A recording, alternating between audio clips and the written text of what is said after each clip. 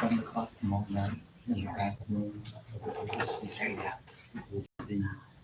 Good afternoon, everyone. Glad to have you at our June meeting. This is an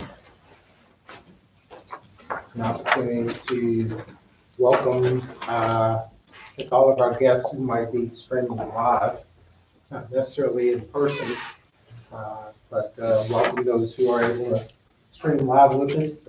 We'll follow through our agenda as we normally do. So with that, I'll ask Mr. Hinkle if he'd give us an invitation. Bow our heads, please. And Lord, we thank you for another day.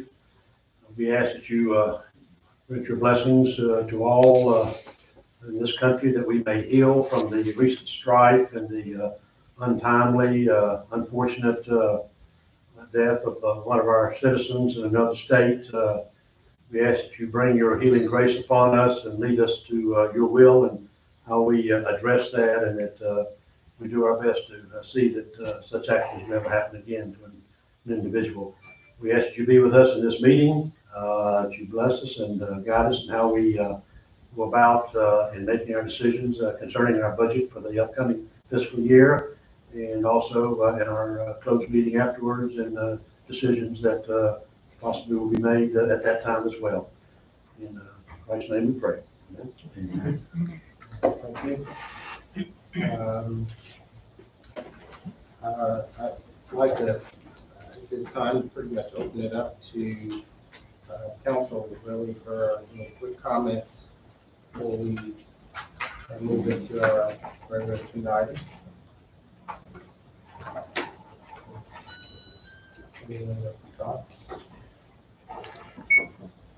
Any items? Okay. Got a couple items primarily on the agenda. And I'll ask the agenda briefing, but I'll ask if there's any additions to the agenda. Or I'll ask for a motion to approve the agenda as presented. I'll make that motion. Motion is made. Is there a second? Second. See the second, all those in favor say aye. Aye. Any opposition? Hearing none, motion passes. Any other thoughts or comments on from any of this council? Okay, we'll move on then to staff business. I'll open it up to Mr. Freeman. Mayor, thank you very much. Boy, that was quick. Yeah. Vast experience in getting right down to staff business. Cutting to the chase here, it's understanding that we have a budget that's going before you all on next Thursday night budget hearing, and some questions in regards to the budget. And that seems to be the major thing that's on the agenda. Yes, there are some things such as the flock camera and other items on there, but I'm just going ahead, unless you all want to touch on those right now, is let's just get into the budget process here. And some of the questions I know that Paul's asked me for, and maybe the best way to do this is just go around the room. You got a copy of the budget here before you. If you don't have any, that's fine too. If you do, then we can see if we can address those with Steve and myself here and make sure we have a clear understanding for Thursday night. And yes, this is your budget time. If we have to change it, we'll have to let the public know Thursday night during the hearing process. That's what's been added to it. So, do we want to start? Which way, Mayor? Just Well, you pick and choose. okay. I'm going to pick George. All right. I was saying, as I went through everything here, I was pleased that the one area that I was kind of had a little bit of heartburn around was the fund balance being used in the balance of the thing, and those have already been addressed. Other things I looked through, it's there's nothing that I saw that was in a position to change at this point. I like that way we use contingency with the $450,000. We still could go that forward, but we're there. We got emergency. you're right up at the front, but very good, you know, and I agree with you at the end of your last comment that you made. And that was it. We were thinking Steve, all of his work. And then the last thing he said, the town has a great staff that undertakes more responsibility than other similar sized municipal positions. And you can see that in the budget where the two clerks here have different roles in different places. Adam's group has different roles and Emily has all kinds. So we do a lot of things. And Steve has different hats he wears. So overall, I was very pleased with the changes were made. My last comments, even some I saw the others had made, I thought. We try to incorporate those, and I hope we've given you a budget that we don't know what the future's gonna be, but because of your ideas about this contingency account and other things, you're in a good position to whatever to tackle this upcoming fiscal year. Okay. The other bit nitpicky, I was thinking, they would do.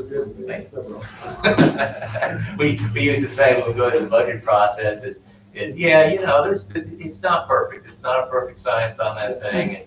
And when you got a 7 million like you all do here, yeah, we might have missed a few paper clips, a few pencils, but let's not concentrate on those. If you know $157,000 equals 1 penny, it's gonna take a lot of pencils, a lot of paper clips to make any difference in that budget. So let's focus on the good stuff. I did 16 of them over the years. What that means. You know that. But I remember presenting to the council, it's like, it's hard to get everything. You just gotta get the general that we got room to move things as necessary for the year. Give you some. I like, yes. Sally?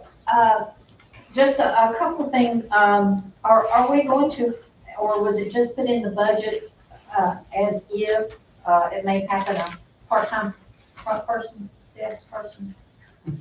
You know, I had that in there last year. Oh, I okay. fully intended to take it out this year and just overlooked it. Okay, So it's in there. There's a potential person that may be doing some part-time help, that could help up front. I can foresee having somebody from maybe one of the front office people on vacation at a busy time of year, come in and help a couple hours a day. I'd like to keep that in there just in case. well, but it if was we in there don't, last year, and like I said, I didn't say anything the other week, because I just I overlooked it. overlooked it. Somebody pointed it out. Like a week or so ago, I honestly overlooked that, but I would like to keep it in just for emergencies. Right, well, you never, you just really never You know, know. somebody can get sick.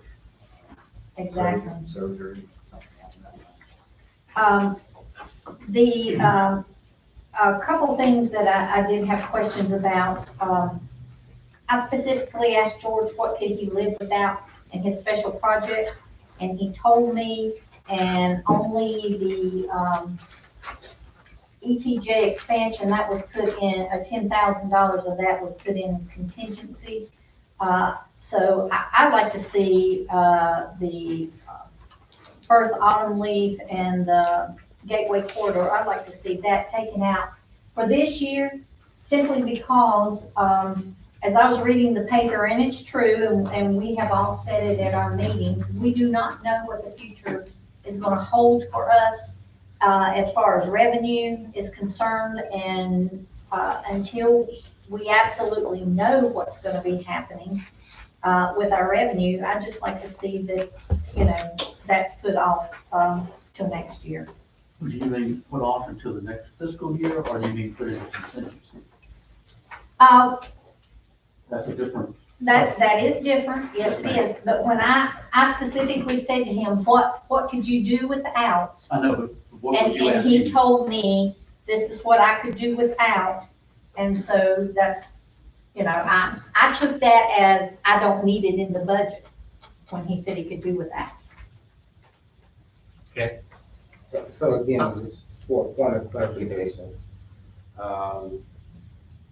putting that in contingency basically is if the money's there, I assume we would spend it to continue on. If it's not there, then we're saying we're taking it out altogether. There should be no work completed on that. And so we would have to bring that back up in future years or insert it in the budget at a different time.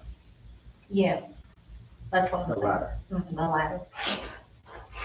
since George himself said he could do without that, he didn't mention anything about putting in contingencies. So, and that's just the 35,000.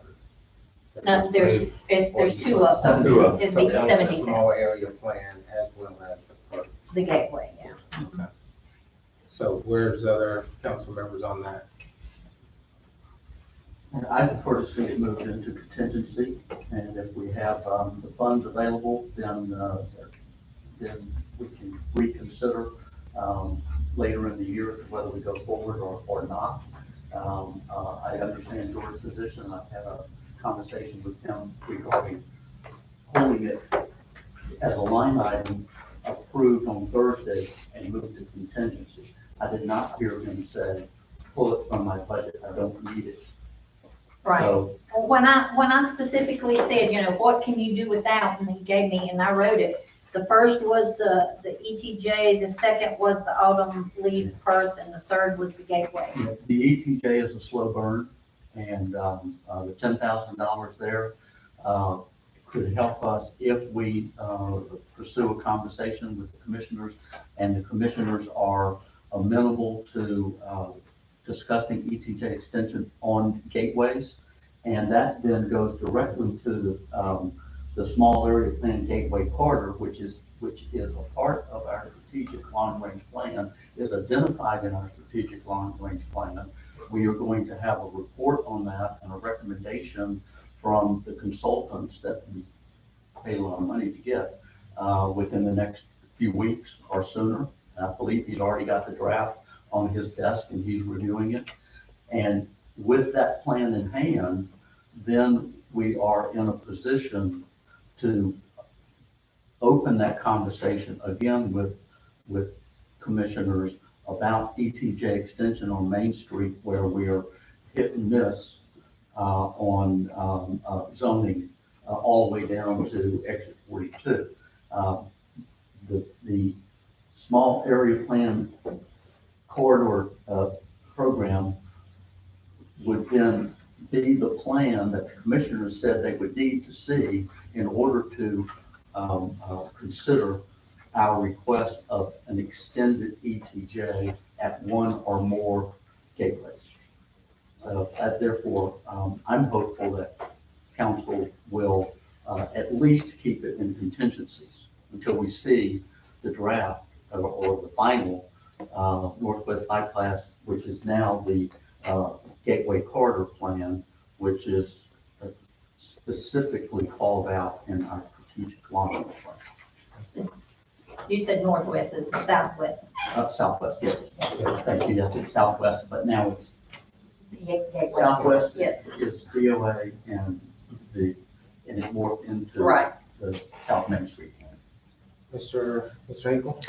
I agree with what Paul says. I mean, to me, it's a situation where we're not putting ourselves in liability if we put it in contingency, because it can only be spent by vote of the council down the road when we do know better how our revenues are going to fare in the next fiscal year.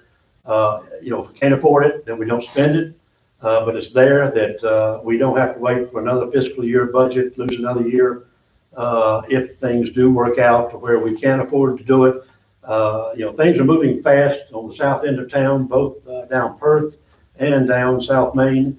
And, we either grab a hold of it now, or we're going to be like Morrisville years and years ago, Highway 150, playing catch up for the next 20 years and still playing catch up. So I don't see that as, putting our town in jeopardy of $70,000 if we can't afford it. Again, it will be a contingency subject to the council's approval down the road if we can't afford it, to spend it, to use it. I have a couple questions, being this is my first budget. The North Carolina DOT bike pedestrian grant, 35,000, but it says 90% grant funded. Correct. We still would have to put in 35, or that's, Reimburse that. We pay 35,000 for the project, we get 31,500 or whatever back. okay, so that's a no-brainer.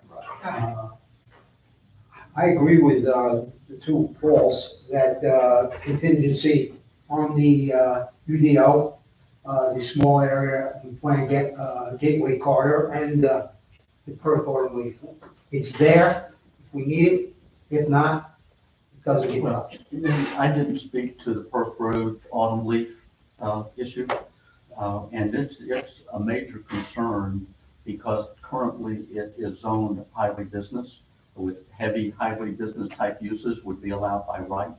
That land at that intersection is prime to be purchased, and we town council wouldn't have any control over what goes in there by right under the HB zoning. And we talked for quite some time about down zoning it with an overlay to neighborhood center. Why neighborhood center?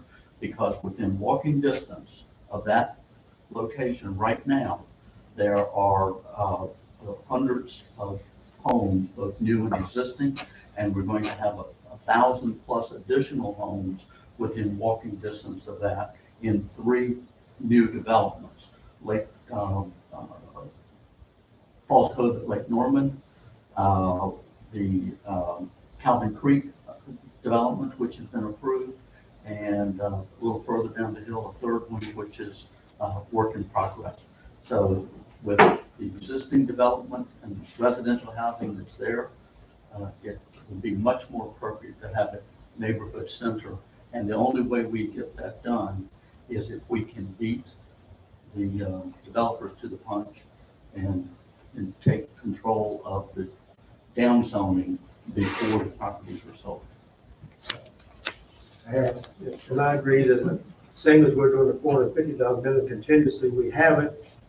If we want to bring it back to that project, things happen, but if things go really sour for the second half of this year, more dollars in contingency is no bad thing. So it sounds like we're agreeing both ways. So we're agreeing to take it off the budget, and we're agreeing to put it in contingency. It would only be used if and when staff would come back to us and say, hey, we need those funds. Is that Anything else? Yes, I know, at the very last budget meeting, when, Chief Fleming was in here, we had asked for maintenance records. Thank you, Steve, for sending the replacement policy, but that doesn't address what we specifically asked her is, because according to the budget, there's not a lot of maintenance and repair done to warrant 3 new vehicles. So I would like to know why we need 3 new vehicles, even though if they say, the policy says 100,000 miles, that we buy a new one, but if it's nothing mechanical with it, wrong with it, I don't understand why we're spending money when we have something that's good. Yeah, that's a good point. You brought up a good point, and that's, excuse me. Yeah, that's been thought about very, very hard, and you're absolutely correct. In fact, when we made that policy that Steve sent to us, the discussion was that, if the car around 100,000, it's low maintenance, it's still very street worthy, it's safe, police safe, et cetera, et cetera, et cetera, then there's no need to have a standard policy of every year we turn over 3 cars. When there's no need to. And I agree 100%. And the 11,000 or roughly 11,000 that's put in there, what does that cover? There again, that's been discussed.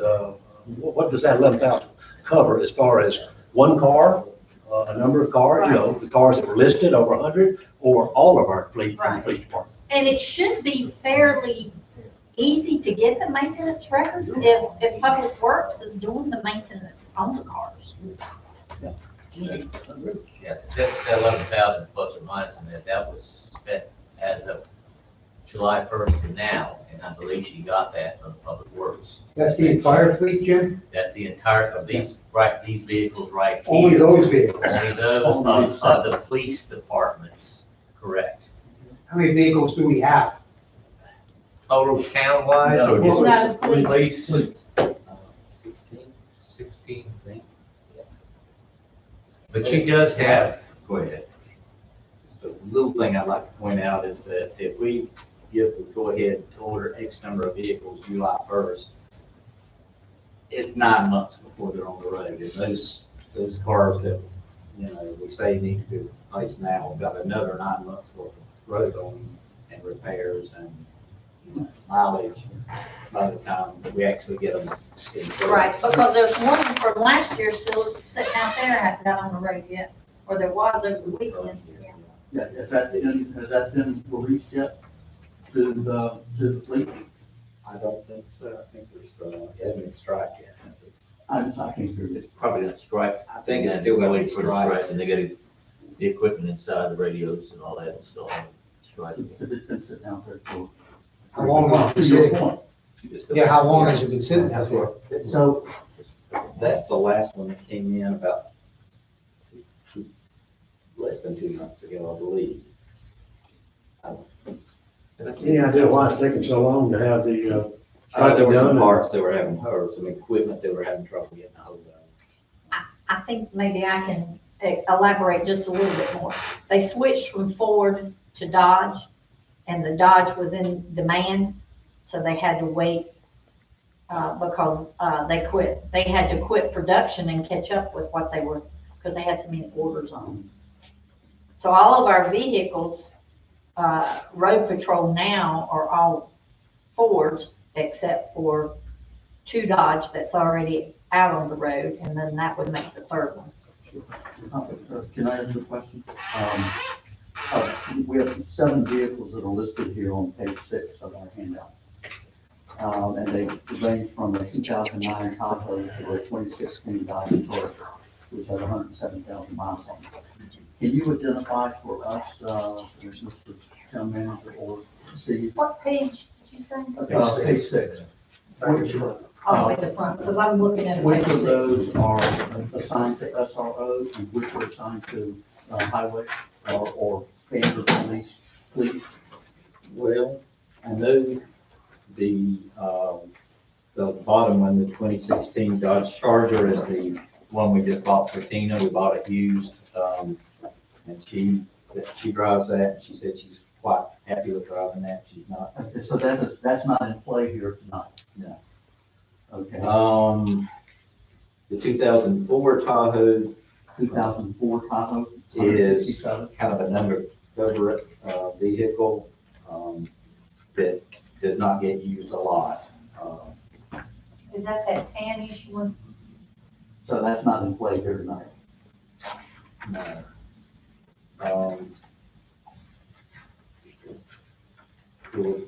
We'll speak to the criminal, if you just want to sell those. Yes, So they, dispose of, sell or donate. and they're pretty well beat up at 129,000 miles. Those are the 2 sitting out I there. understand, but it's only The 129,000. 09 Tahoe is the black one that Wayne Gilmore drives. 80, what year? The 2009 Tahoe, 2009 was 154. And that's the SRO. that's an SRO. I think the 2011 Tahoe is now the one that the part-timers drive. If somebody comes in on the weekend, or, you know, filling in for somebody else, Yeah. they use that vehicle. Okay. So I guess that leaves the 2015. 2015 Ford SUV, is that, cheap, old, No, cheap car? that one got ran That one got into. wrecked. Yeah, what about the deer, yeah. And that's 102,000, or is that being recommended to replace? At 102,000 miles? That probably was the one that the deer hit, wasn't it? No, that was, So, Scott. You only bring her in. Yeah. I'm not sure, she'll have you the rest of the ones, things to rotate out. So while Jim goes to get Chief, I think part of the question is, we have a policy we put in place. Do we want to revisit the policy?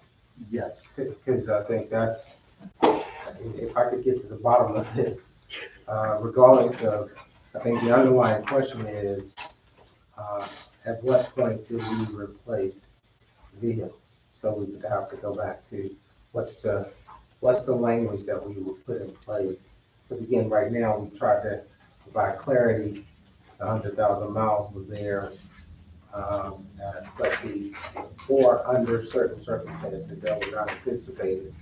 There's also language that gives some flexibility, but are we saying we want to move this policy up to 150,000 miles or 200,000 miles? What are we saying?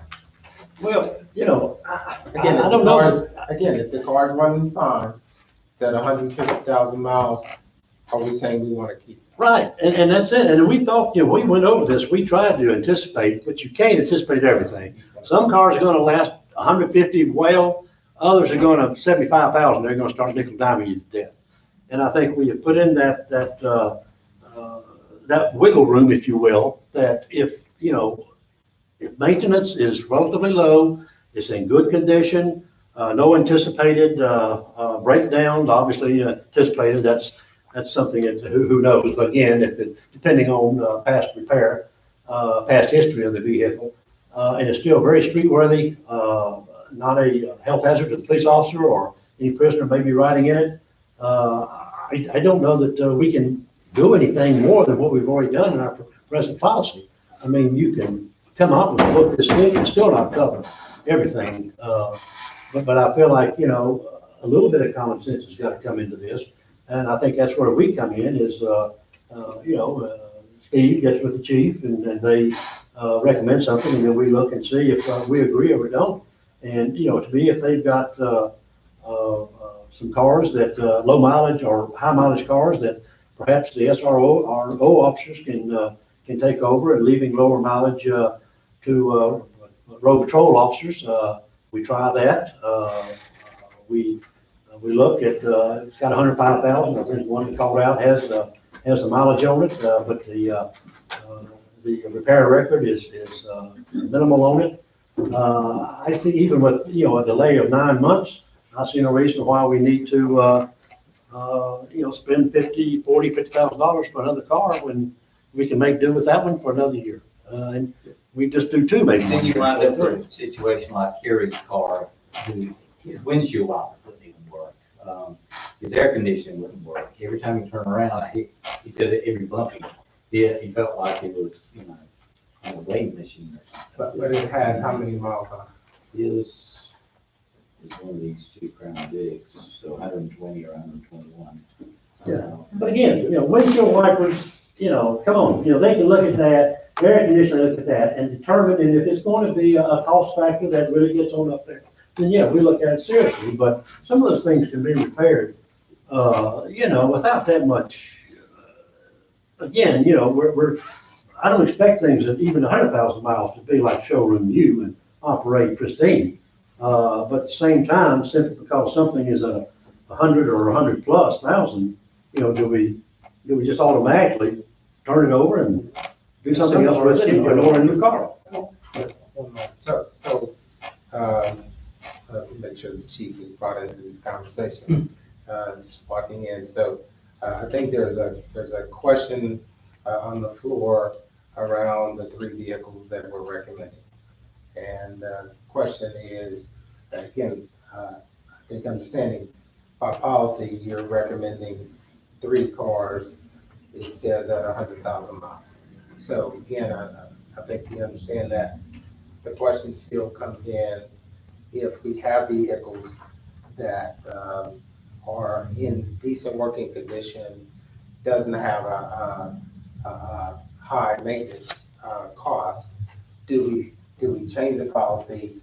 Do we make it reflect something that I think Mr. Hinkle used that reflects common sense to replace the car more toward when it's as needed versus based on the policy that we have in place? So if you take in consideration the policy is not an unreasonable policy with 100,000 plus miles on a vehicle. When these vehicles are being driven on a regular basis, you know, they're on the road moving anywhere from, you know, 8 to 12 hours a day. Anywhere from, let's see, 5 to 6 days a week. This is their office, this is where they spend most of their time. And at any point in time, that vehicle may have to go from, 0 to 100 miles an hour, depending on the situation at hand. This is something they have to rely on to get them from call to work, to home. This is something that they need to know is going to be reliable, that they're going to have at any given time.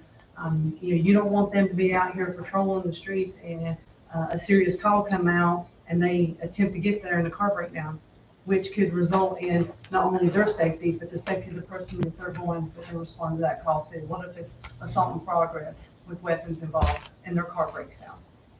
It's not an unreasonable amount of mileage to say that these cars need to be replaced at this point. Have we gone over that? Yes. Is that something that's going to happen? Yes. But if we have the opportunity to give them a reliable vehicle to do their jobs, I don't think that's unreasonable at all. Mr. Listener. Yes, Mr. Mayor, thank you. My statement is, whether or not we buy 2 new vehicles or 3 new vehicles, my opinion of the matter is we should buy cars. Because we're looking at, if we buy 3 police cars with the police packages, we're saving at least $25,000 on 3 vehicles. I don't know why we need $45,000 SUVs, 4-wheel drives.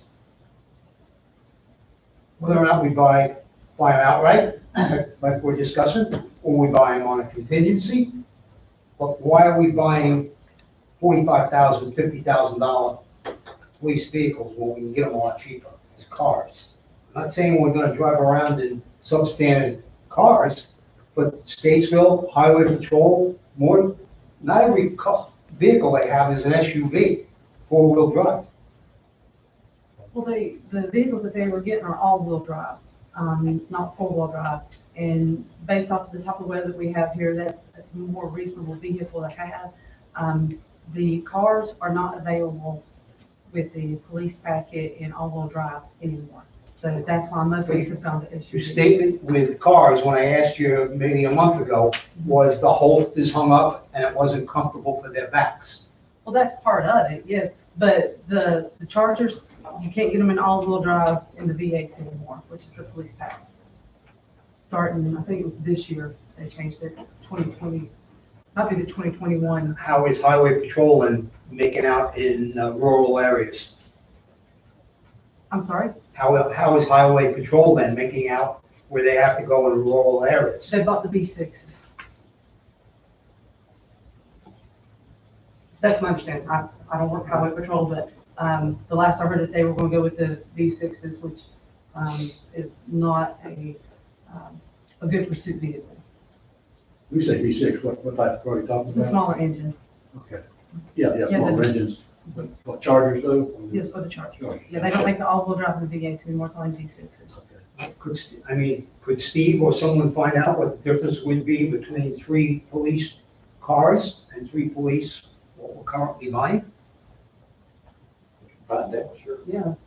I mean, because if there's a considerable savings, I mean, Could you confirm for us, and Steve was not real clear on the total number of vehicles that are in your current fleet, Tottenham Police Force fleet? Is it 16 cars, 17 cars, 18? Give me 2 seconds, I'll count them up for you.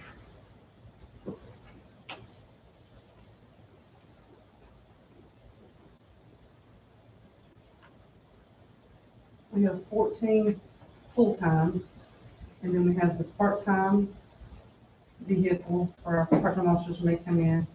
And how many of that, one? We have 1 part-time vehicle, and then we have, And that's on this list to replace, it's considered a replacement, part-time vehicle, 2011 Chevy Tahoe. yes, this has 130,251 miles on it. Yes, the CID that we use for undercover has 167,283. So that's undercover, so now that we're at 16. Does that 14 include the 2 Crown Vics, or are they in addition? No, those don't have Crown Vics. Okay, so currently you have 14, 15, 16, 17, 18.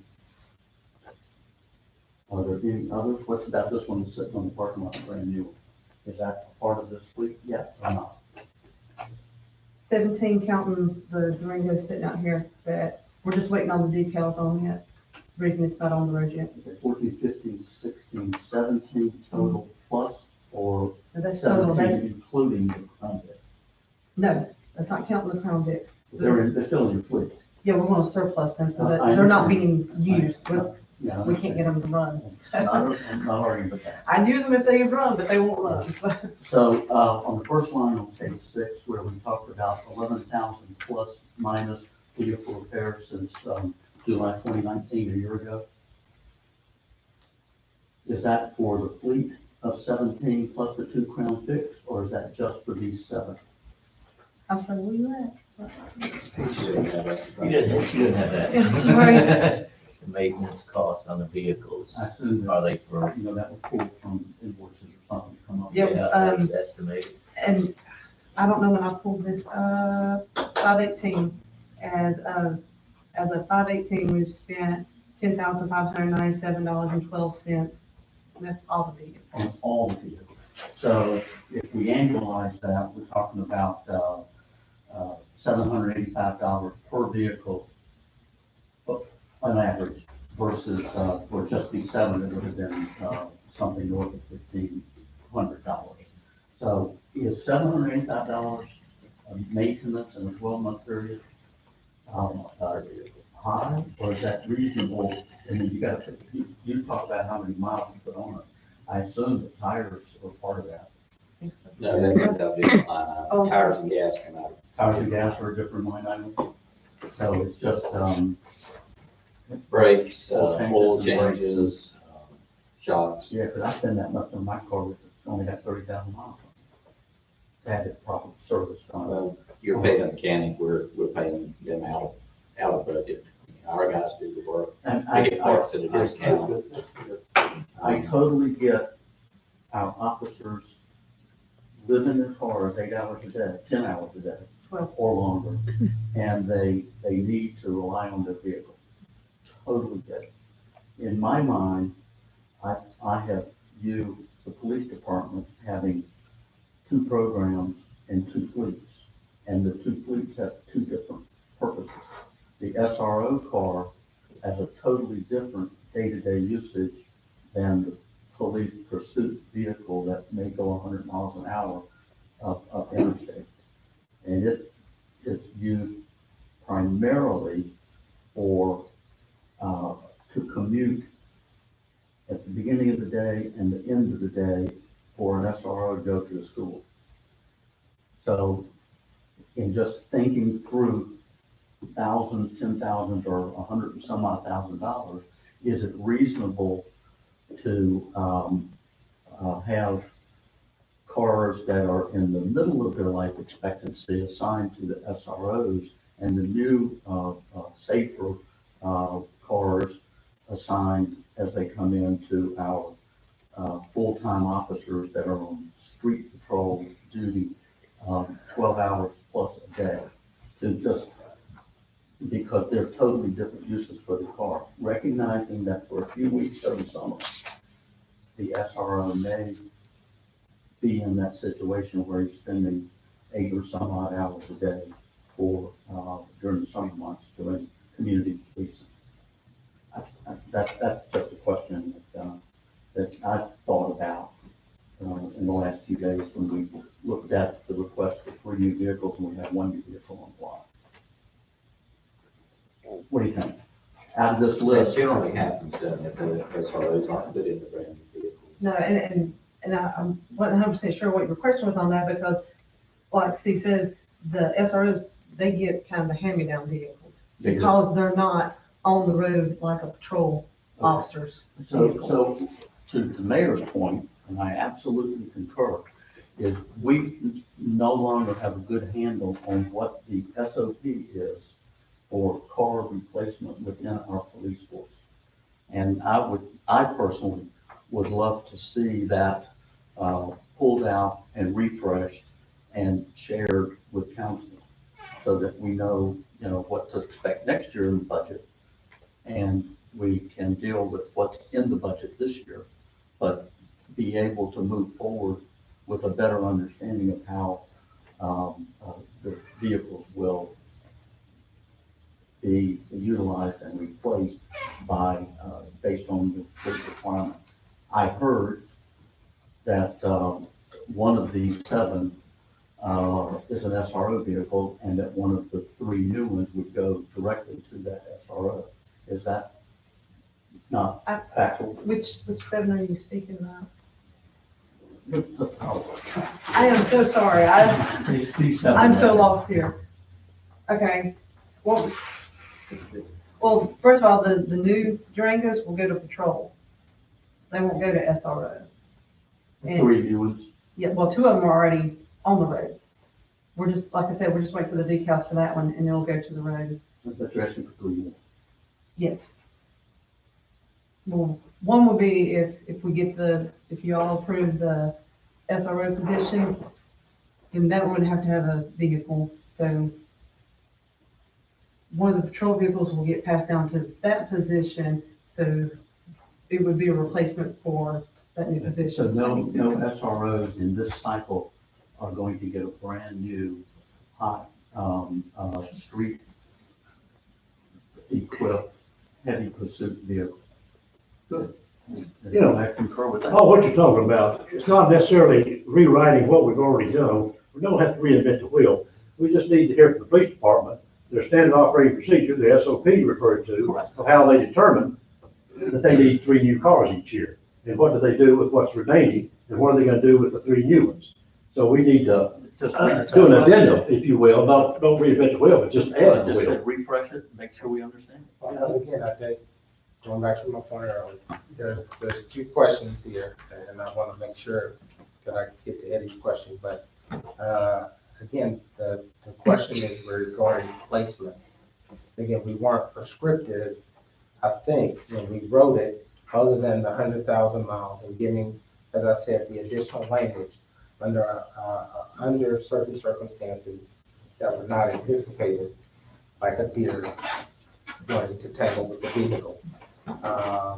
But we gave the 100,000 miles as a guide, really. But it's up to the police department to implement some common sense around when those vehicles should be replaced. And so, again, looking at the policy, you've got vehicles that are well over that 100,000 miles that still are in the fleet. Some are being asked to be replaced, some are not. But again, the question I think for council in general really is as Mr. Hinkle stated, do you need more clarity around the SOP, actually how they're doing it, what they're doing with it versus changing the policy to reflect higher mileage, who it should go to, all those details that, again, you can either decide in the budget, we don't want to replace any vehicles this year, we're not going to fund it, or you can say, yes, we agree to the 3 vehicles, or we agree to 2. Okay, that's part of that. I think the other piece is, to Mr. Now's question, is the type of vehicles that we're purchasing.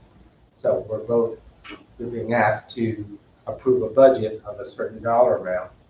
If there is, I think, a reasonable request to look at cheaper vehicles, will that suffice? And I think that's the question Mr. Now is asking around getting vehicles that are not at the same budget level. Am I correct? Yes, sir. Okay, so rather than use cars or SUVs, but are there other vehicles that the police department could use that are cheaper than the ones being recommended?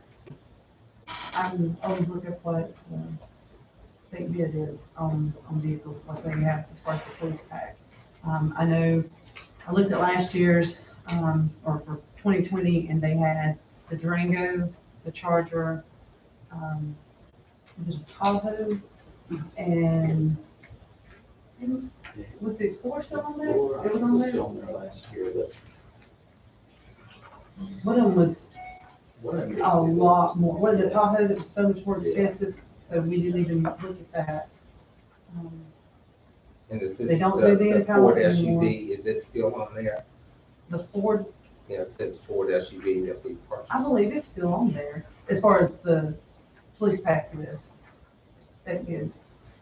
I wouldn't waste my time with a four-cylinder. It's not a police car. I'm just, I want to make sure that, again, if you can provide, maybe it's a view of what's offered and let council look at that on, between now and Thursday to decide who we want to, if we want to approve 3 vehicles, then it's, maybe it's an option to approve the 3 types of vehicles. One thing I'd like to comment about is that, if we look at just, going to cars which are cheaper, experience I've had in the past, and then I look at these policies here, cars are not gonna hold up. A lot of times in these small towns, where you got a lot of slow driving up and down, and you look at even these cars, now they're 20, 30,000 miles, 40,000 back, we're replacing, they don't take the punishment of the SUV, like the Tahoe or the Durango. And then even between those, we get that bad year that they've just produced a bad car. We've all had a limit somewhere, and they're gonna happen sometimes that vehicle ends up not being a good police, for the police package, and you've had trouble, maybe there's some in this system now that don't work as good as the others. First chargers we got were absolutely. See, and that's the problem with, and the 100,000, all Hinkle says, is a good policy, probably to be looking, but see, if we're gonna get the cheaper cars, we may end up being right at 100,000 where we don't have that option no longer. But I think they're holding up better, the SUVs versus the cars. Not past, because I was in West Virginia, a little bit different, weather, but I'd cars are like to, junk. I'd like to propose that, Jim Freeman's done an excellent job on page 2 of laying out what we're looking at. Property tax revenue down, sales tax revenue down, other general fund revenue down, utility fund revenues down, and a potential shortfall on, utility fund from, the schools haven't been in session now for 3 months, and nobody's over there using the restrooms. And, thousands of kids use those restrooms multiple times a day, and that's not happening, so that revenue's down. I'd like to recommend that we, budget for 1 additional car, 1 new one in addition to the, one we have in the lot, which, and then have a green light to order that immediately, and whatever is recommended by our police chief, and the other 2 are contingent based on where we are later in this fiscal year, this new fiscal year. So there's a request to go from 3 cars to 1. I know there was an issue in terms of when you acquire those, or buying a package of more than 1 car. So again, before we make a decision on that, can you all speak to that? Are you talking about like a quantity discount or Right. getting it cheaper if you get 2 or 3? Not so much just a quantity discount, but there was something around, if you order all 3 of them, then they come in at a certain time frame, right? How do you do the contract address that? It's just I'm not not an issue. Okay. They're not cut out of the subject, but they're delayed until we see what our revenue is gonna look like. And all of our, ad valorem tax will be coming in hot and heavy in the last 3 months of the year. And then December 31, we'll know how bad it's gonna look. And it's already been pointed out that our sales tax will be down about 10 or 11%. So, council, there's a request on the floor that we move from 3 vehicles in the budget to 1, as in the budget, and the other 2 would be in contingency, would be approved by council if the funds were available. Would be added to the contingency list as shown on page 7. So, Mr. Harris, what are your thoughts? I can agree with that. We get it first, that way we get 1. I would question that, see if Chief was looking at cars, where cars could fit, where SUVs could be, like SRs and stuff. I don't know if we need to switch it over to cars. My experience in the past was, cars in small towns just hold up. Okay, Ms. Williams? Sir, what's my feeling on it? Yes. I wholeheartedly agree with that. But before Chief leaves, I have some other questions, and it'd be better if she stays instead of coming back. Okay, could I add, Wait a minute, Ms. Hinkle. Mr. Now. I'm in agreement with buying one vehicle, okay, and putting the other two in a contingency plan. But my question is again, are we spending the 44,341, or we're gonna try and maybe get a Dodge Charger package? That's my question. I mean, We'll but come back. I am in favor of one vehicle and two on contingencies, depending on whatever will go in the vehicle. Okay, we'll come back to that question. yeah, I'll touch on, I was gonna touch on his, what Eddie's concerned about, but say that after we receive from Tina, what's available out there, get an idea, SUVs versus cars, what's available. Overall, I'm good with the 1, 2 contingency. Get the information from Tina on what's available, the police package, both SUV and cars. And then we can determine Thursday night, how we're gonna go, SUV, cars, or a combination, what have you. But yeah, the overall, 1 and 2 in contingency is fine with me. So I heard a couple of things in that last one. So I think the proposal was, at least initially, and Ms. Bryant, correct me if I'm wrong, that we move forward with the recommended one vehicle, which I assume would be an SUV. And the other 2 SUVs would go into contingency. Am I wrong about that? That was my Okay. recommendation. All right, so great. So that was the recommendation.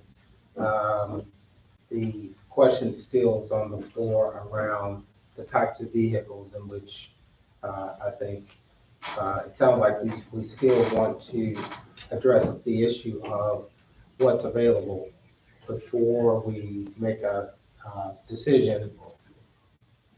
I'm assuming it could be that we decide we're gonna do all 3, but they're not gonna be at the higher price. I assume that's what I'm hearing from Mr. Hinkle and Mr. Now. But if it's still gonna be the higher price vehicles, it would be 1 now and 2 in contingency. So, what I heard was 1 now, 2 contingent, regardless of the model. So I didn't hear that. Is that what you were saying, Mr. Hinkle? Yeah, I was saying basically, yes, we do 1 now, 2 in contingency, and we decide Thursday night after we get the information on the different vehicles available, SUV versus car. We make the decision on what that one's going to be that we order now, and what those other 2 will be or we can put it off and make that decision if we decide to spend it out of contingency later on in the year. Okay, now, is that what you were saying? I'm good with Mr. Nichols. So you're saying council wants to pick vehicles? Is that what you're saying? I'd like to hear. I mean, I just want to be clear in terms of if staff comes back and says there's 4 vehicles available, one's 45,000, one's 30,000, one's 25,000. We want to decide which one of those we want to go with. Is that what we're saying? I think the more information we have, the smarter we all are at making these types of financial decisions. No, right. However, I lean with the utmost respect for Mr. Now's position to the fact that if these new cars are going to be assigned to a full-time officer that is on the road day and evening and overnight for 10 or 12 hours a day, then the bigger vehicle is a better choice. But if you're buying a replacement for an SRO that's going to park in the parking lot, then no, that's not a good choice. And that was was never my intention. I'm just trying to clarify my standing on it as it relates to the conversation. So, Mr. Freeman, what was your comment? We gotta do a clarification here on the contingency account. We keep adding more to it. We're under restriction about that. We can only add so much to your contingency account. There are some laws on that. Now, what we can do is the 400 and some thousand is leave that transfer into the fund, which is still the same thing as you. Don't transfer that. But what we were just calculating as you're adding this up, we can't go over, the board can't go over 210,000, 211,000 in your contingency account. 5%, 5%, that's your 5%. It's already at 472. Well, we don't transfer the we leave that in the reserves and not in the contingency account. And then it'll still have to come back as a budget amendment when you do that. It'll still have to get your approval. The point is, it's not gonna be in this budget. It's gonna be left out in your reserves and where it was transferred, and then that'll bring you down to, as you add these things. 72,000 is where we're at then. You'll get the 72 and, Yeah, 72 plus. the 10 for the, 10. Move this small area plan. We talked The the small 10 and area 12. plan. It says council initiatives 12, and then the ETJ expansion was 10. That's what was on page 7. So we're not close to the No, you're not. 200 yet, folks. But we gotta keep that, but we keep adding. We had a flag put up. If we were to decide that we were only going to replace one vehicle this year, and we're going to deny 2 vehicles, but in December, we did a budget adjustment because we have more revenue and added 2 new vehicles. What's the difference? And is that legal? Yeah, It's a budget amendment. it's a budget, it's a part of the budget So, amendment. Call it what you want to call it.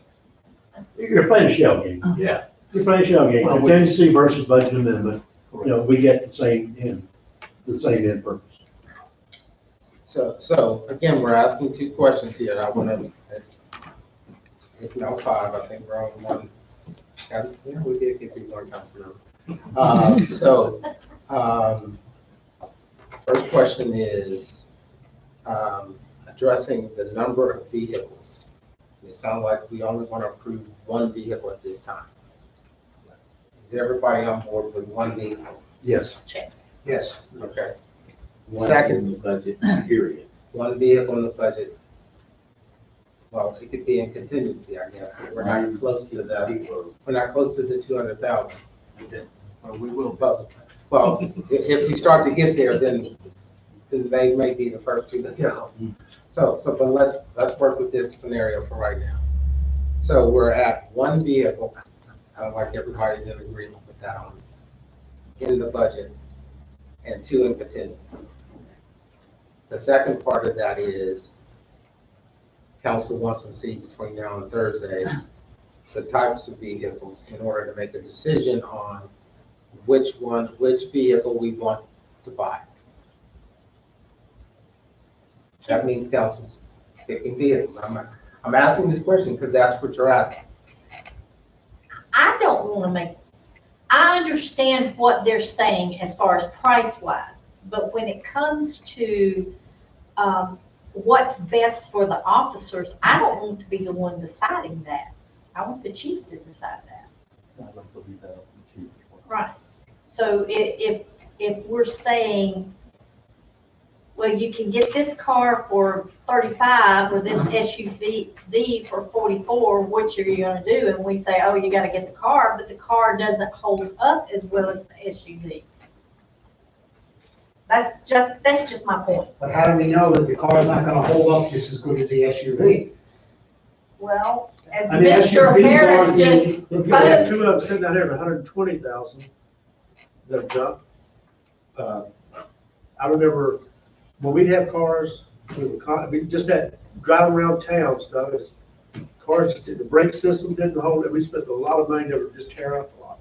You'll finally quit using them. And then we'd go, an SUV would, one is a bigger vehicle they're getting in and out of, and it seems to not be, the seats torn up, you have tear in the seat, then we had a lot of upholstery problems too. But how many police departments, say around here, do you see with all SUVs? I mean, just right up the road in Statesville, I see an awful lot of cars. I see an awful lot of cars in Mooresville. Back to highway patrol, I know it's highway patrol, I get that, George, but it's cars. You know, I'm not asking to buy Kias.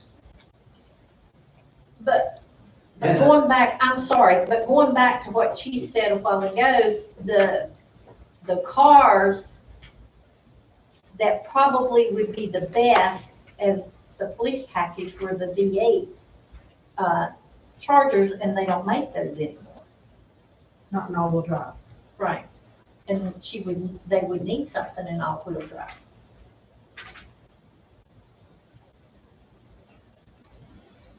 Mr. Hinkle? Just, your thoughts? To Sally, you're right, and I thought about that too. I don't want to be making, I'm not a police officer. But at the same time, I want to make an intelligent decision, which means knowledge, If I overload myself with knowledge, that's not necessarily a bad thing. Just underload myself with, and make knee-jerk reactions and decisions.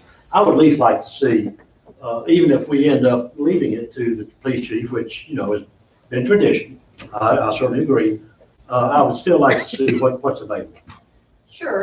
Yeah. But the way it was being stated to me, that I understood the way it was stated, that we were gonna Right. choose what she has to get, and I don't do that. Right. But I like to see the difference Right. myself. So the budget would be 1/3 of the 3 vehicles that we could approve on Thursday night or when we approve the budget. And the chief responsibility would be to buy the correct car or vehicle without going over that amount. But she would share with us prior to making the purchase, this is the direction I'm going and why. Is that, isn't that the way it normally? Normally you're approving a budget amount. Yes, sir. So that If it 3 comes cars under, that's divided by, good. yes, But that could be as much as $10,000 to $15,000 difference. yeah, sure could. I know one year, the difference was very stark. It was 30 versus 45. That's been, a couple of years ago, as I remember, but that was a $15,000 difference between the two. So, it's a situation where obviously, if you say 35 and 45, then you're obviously, or 50, 35 versus 50, then obviously you're certainly giving the leeway for the SUV versus the car. And I'm sure. You're gonna spend it and come back. Yeah. So that I think we could clarify, say, again, I think we're saying we're approving one vehicle. What we would approve after looking at, the types of vehicle that chief would provide, is not the vehicle, it's the dollar amount on Thursday. So the dollar amount for 1/3 of what's being asked would be in here. However, if folks decided on Thursday that it would be less because that's what they feel, then they would have to make a motion and amend that before the budget is approved. Are we clear on that?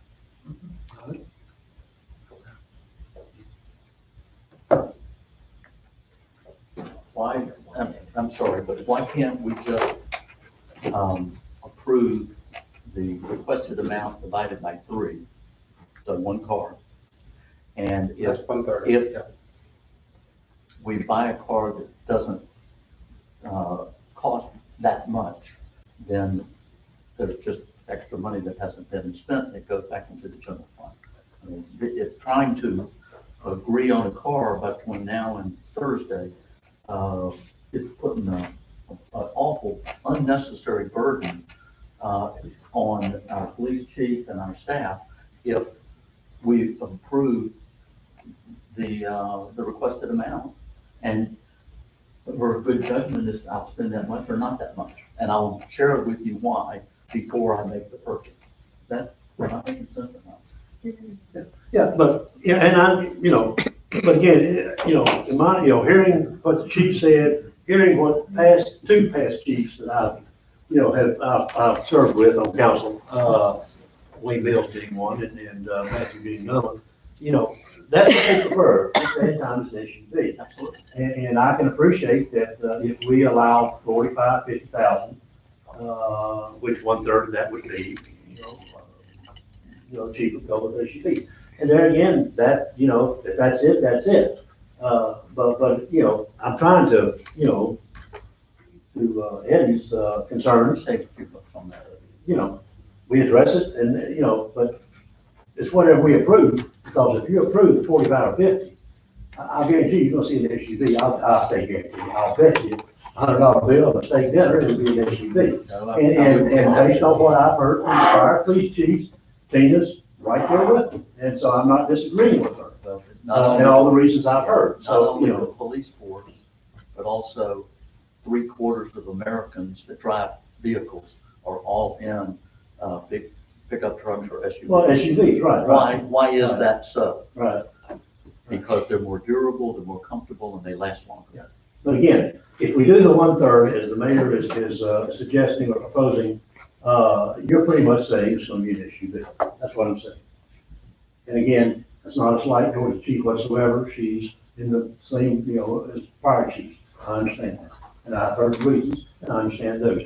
But I was trying to be, again, sensitive, if you will, for lack of a better word, to Eddie's, and, wait till Thursday night to come up with final figure. Now, that's where I'm coming from. I'll go along with whatever the rest of you want to do. But Paul, the police officers are gonna drive and patrol in whatever vehicle we buy. That's Okay. Yes, sir. I didn't have any say, okay, over what the mayor of the city of New York bought or put me in. The police department had zero say, zero.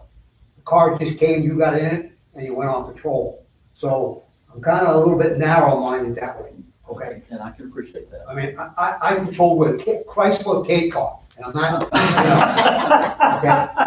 Chrysler K car. So I didn't get out of my police car and have a tantrum that I didn't have a Crown Vic. I'm just, we provide the best that we can provide with the amount of money that our taxpayers can afford, is the way I'm looking at it.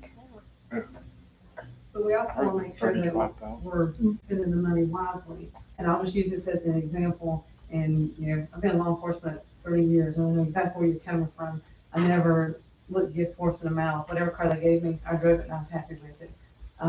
But when I worked for Mooresville, at one point, they got these Tauruses, and they were horrible. They didn't hold up to the wear and tear, and the money that the town ended up, in their opinion, saving because they were cheaper than going with the Crown Vics that particular year, ended up costing them in the long run. They didn't last as long. And I will tell you, and I personally, my personal vehicle is a 4Runner. Yes, I love my SUV. Anytime my husband even suggests getting rid of it, hush your mouth. I'm not getting rid of my 4Runner. I love it. But I will tell you, if Ford was to make the Crown Vics again, I would seriously look at the Crown Vic. That was one of the best patrol cars I've ever driven in the 30 years I've been a law enforcement officer.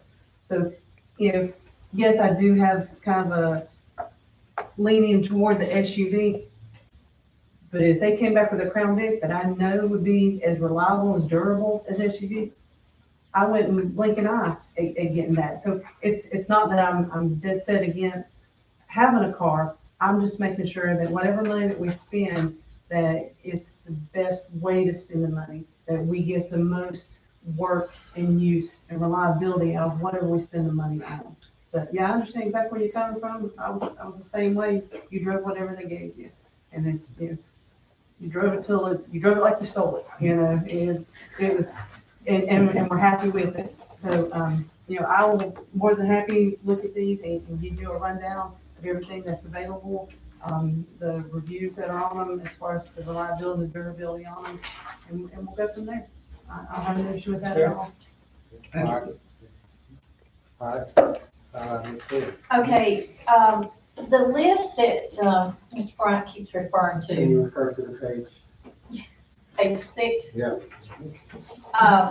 And it has those 7 listed. That's not the ones that you're looking to replace exactly, because that's more than the 3 that you're asking for. Right, these are all the ones that fall under that policy Like, for Oh, the example, 100,000 the miles. 2016 Okay, Dodge thank you. Charger, that's my car.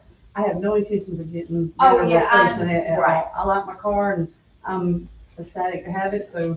And yeah, it's I, something and we I need. also, would like, to thank you and commend you that when your car, the chief's car got damaged by the deer, that, I heard that you turned down something new, that you would look for something used.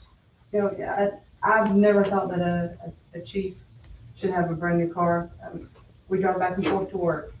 You know, every now and then I get to get in on some of the fun stuff, but for the most part, you know, I'm happy with what I got, and the patrol's the backbone of an agency, and they need to have the best equipment because they're out there basically 24/7.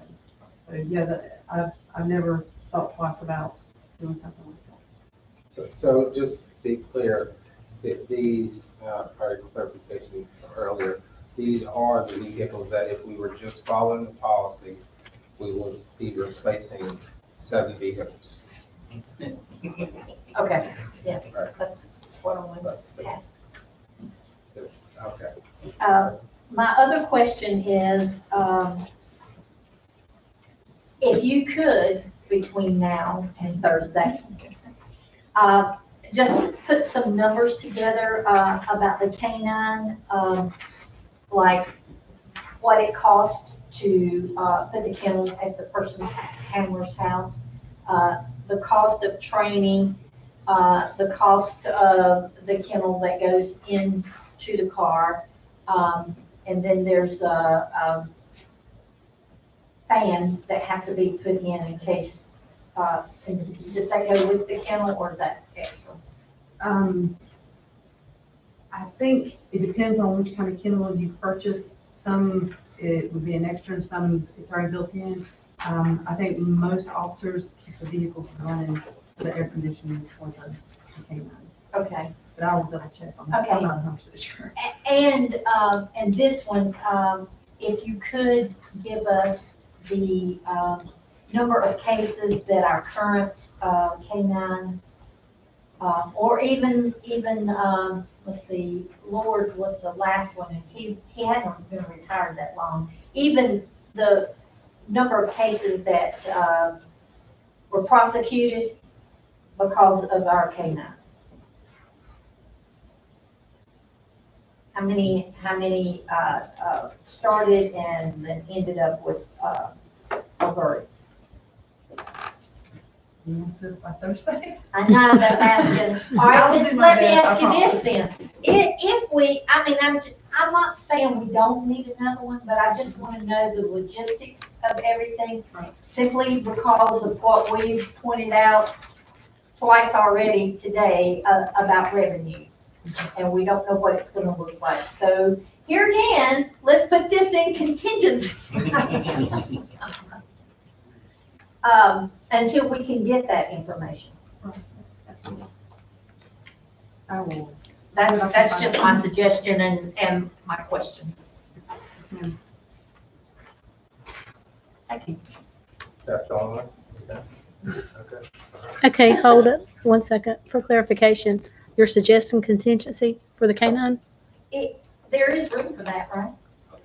And when we're done, yeah, we take the ball fields and we're going to get back to reserves, so yeah. Yes. you got room. Please. So point of clarification, so that I make sure I'm not incorrect, we have not acquired the K-9 yet. No. So the request is that the K-9 expense be moved to contingency. Harris, I'm fine with that. Can we get more information about it? okay. Is the price of the dog in that 32.5? No, sir. We're looking at the possibility of the canine being donated to us. What if it's not donated? It'd be more around. Yeah, my mind just went blank on the cost of a canine. Please correct me if I'm wrong, it is around 10 or 12, 10 or 12 for the cost of the canine. And $212,000. Another question with the canine, is again, my background, but I know it's not a bomb sniffing dog, and I'm just, is this a dog that's going to, as I would say, get out of the car and find bad guys, or is this a drug sniffing It'll be an dog? or all-purpose, All purpose. so it would be trained for tracking, article searches, protection of his handler, Missing narcotics. children or something maybe, Yes, or, yes. okay. The bomb sniffing. Right, no, I'm not Yeah. interested, we don't need a bomb sniffing dog, but I came across different dogs in my career Right, that only did certain things. right. And I've seen a lot of agencies that have that, and typically if the canine is trained as an all-purpose patrol dog, it covers more areas, and you can get more use out of it. Would it have, being all purpose, would it have the capability? I mean, school up there gets a call, bomb. Take our dog, would it have the ability or certified to sniff? Ours is not trained or certified for that. But the county has buildings. I know Mecklenburg County has, Yeah. bomb sniffing dogs. I don't know if Iredell does. I'd have to double check on that. Mr. Bryant, your thoughts on moving K-9 to contingency? Oh, you can- I'll defer to the Okay, What was that? I'm sorry. Mr. Hinkle, did you provide your final feedback on moving K-9 to contingency? Yeah, that's fine, I understand, yeah, that's fine. Okay. We're asking you to move K-9 to contingency. All right. All right. Now, okay, well, we have Chief Fleming here, you just want me to ask police questions, right? All right. All right, just, again, this is my first budget, so I kind of want to apologize, I don't know where certain things go. The travel and training, I'm sorry, page 22. And again, like Mr. Freeman said, we're not gonna worry about paper clips and paper, but the travel and training expense went up $2,000. Again, just so I know, and I'm happy with it, why did it go up 2,000?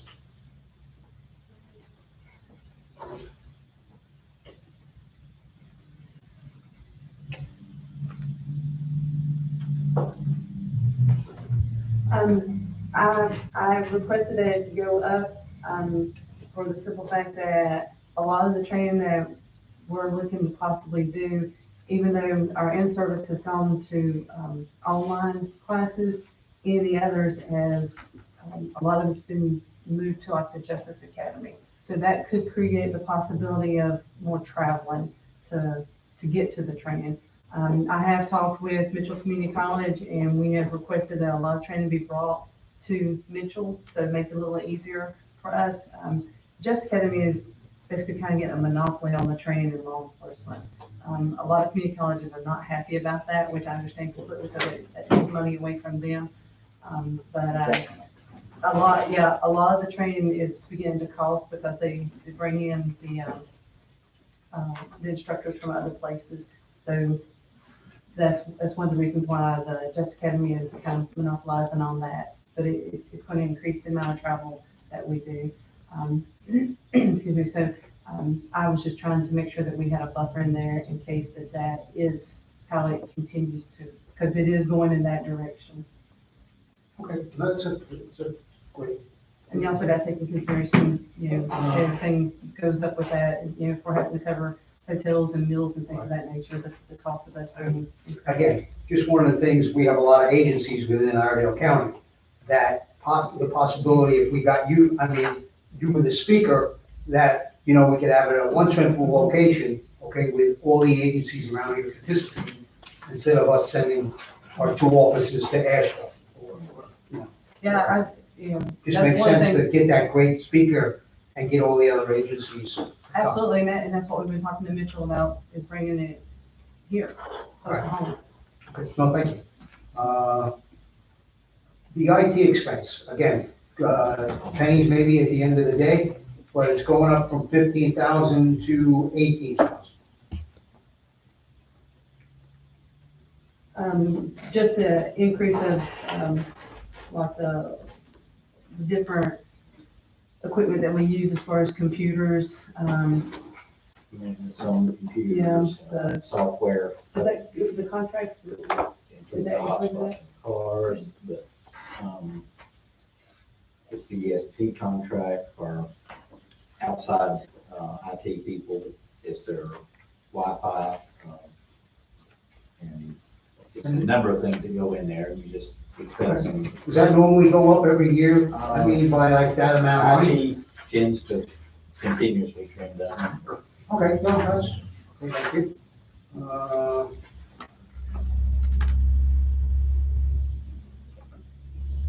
Contracted services, is that our cameras? Yes. Okay, never mind, I love them. Well, that's, I'm sorry, but that's other services too, right? Well, yeah, Contracted services. there's a list of them that pay Right. 25. But the biggest increase is with what? Okay, yeah, okay, perfect, no problem. And capital outlay equipment. I know it's not police cars, because we spent, an hour and a half on that. And So radios. that's gone up, $3,000. It's 5 more handheld radios, I believe. That's radios? This is to take care of those, everything at one time. Right. We talked about the last Right. time, all the, Okay. get rid of the old ones. How many radios are you talking about? Enough said, I remember. Yeah. Okay, How many radios were we talking about new? It was, see, 5 out of this budget, 8 or 10 out of the next budget. I thought you said 5 full-time. However, maybe 14,000. 14. I think that was the trigger, So that was what, just the 5? whatever we asked. I've got it written down in my. Yeah, I thought- just get It was 5. She said 5 full-time. We got 5, so. And then in the 2021 budget, asking for replacement.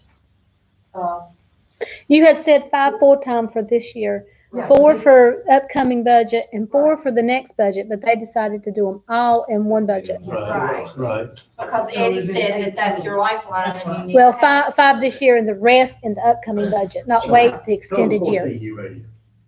Yeah, Okay. it's gonna all be tied together, so it's be done at once. okay, no, thank you. Thank you. I have no more police questions on the budget. Okay, I'm gonna come back to you. Mr. Bryant, who's writing? He's writing. So, basically. And it's reasonable, for all these questions to be asked, particularly as we head into an uncertain time from a revenue standpoint, because the police department, both our police officers that are on the road every day, 24/7, and for our SRO program represent over a third of our total revenue stream, the cost of the police department. It's important to us, we recognize that, but it's still a huge amount of money. My question, since the cars have been addressed and have been taken care of, pertains to the actual SRO program expansion, which is highlighted in the budget and calls for the addition of 1 additional headcount for SROs. As we understand it, it's a half part-time for the elementary school and a half part-time for the charter school. Do you know today if the charter school has any interest in a half-time SRO? The last time I spoke to them, which was back before COVID hit us, yes, they were. My intentions were to continue on that conversation when we had the conversation that I had to have approval to have a conversation. Does that make sense? Too many times I use. I think that conversation. And, As bad as it sounds, I think I followed that. Okay. and since our planning meeting in February, we've had 2 follow-up meetings with the committee that you assigned to look into it. And we've made headway, and I'm hopeful, and we made headway on our goal, which was to find equal and fairness within the funding of our SRO program. And our SRO program, according to our chief finance officer here for the new year, for direct costs only for 5 officers, will be $410.5 thousand for the year. If we add, You have copies of that if anybody wants one. and if we add indirect costs to that, it goes to 479.553. That does not include the upfront cost to outfit a new officer to go down to that and do that job at elementary school and at the charter school. That upfront cost, including a vehicle for using, is projected by Steve to be $62,000. So we've got $500,000 in SRO program costs today. And we heard recently that the new high school is budgeted to be built on land that belongs to the Board of Education in Trouton city limits. And we can certainly guess that if we're still in the SRO business, they're going to want one or more SROs at that facility in the not too distant future, which would bump us to $700,000+ plus inflation for our SRO program. What we're trying to come to grips with, the group, when we look for equity and fairness, is the fact that if you look at the total costs, the school board currently is covering 61% of those costs, and Troutman is covering 39% of the cost, not including those upfront amounts of $70,000. I'm rounding those numbers off. 61% versus 39. Now, we've always, in discussing the SRO cost, we talked about salary and benefits, and the school board has always agreed that they would pay 10 months of a 12-month period, which is 83% of the SRO's salary and benefits. We would pay 17%, the remainder for 2 months of service where they'll do community policing in our town. So there's a huge spread from the 83% that we have always talked about them covering versus the real overall cost of the program. And thanks to Steve for helping us take that and break it down element by element, so we really have a handle on what our SRO program is really costing the town. And ask ourselves, are we getting compensated appropriately? If so, no need to go any further, and let's just move on. If we're not, is there an opportunity for us to move the ball a little closer to the goal line of fair and equitable within our agreement, whatever that agreement is with the school board? Because I've never seen a written agreement that talks to payback or reimbursement of the cost. We have a memorandum of understanding, but the memorandum of understanding does not at any point in its 7 or 8 pages say anything about how they're going to reimburse us. So we're billing, but we're billing on what has been told to us over the last several years, and I think that we need as council to commit our agreement to paper in either a memorandum of understanding or a contract with the school board. The school board's already put their budget to bed. We have a good understanding of what they're going to pay. So we're not going to change that mindset by Thursday or by next month. But we need to move forward with our conversation with their leadership and with the county's leadership to have a better handle on what fair and equitable should be for this town and for other municipalities within our county. That's fair. As it relates to half a person at the charter school, we don't have any agreement with the charter school. So we need not give the charter school the same bad deal that we have to feel the Board of Education.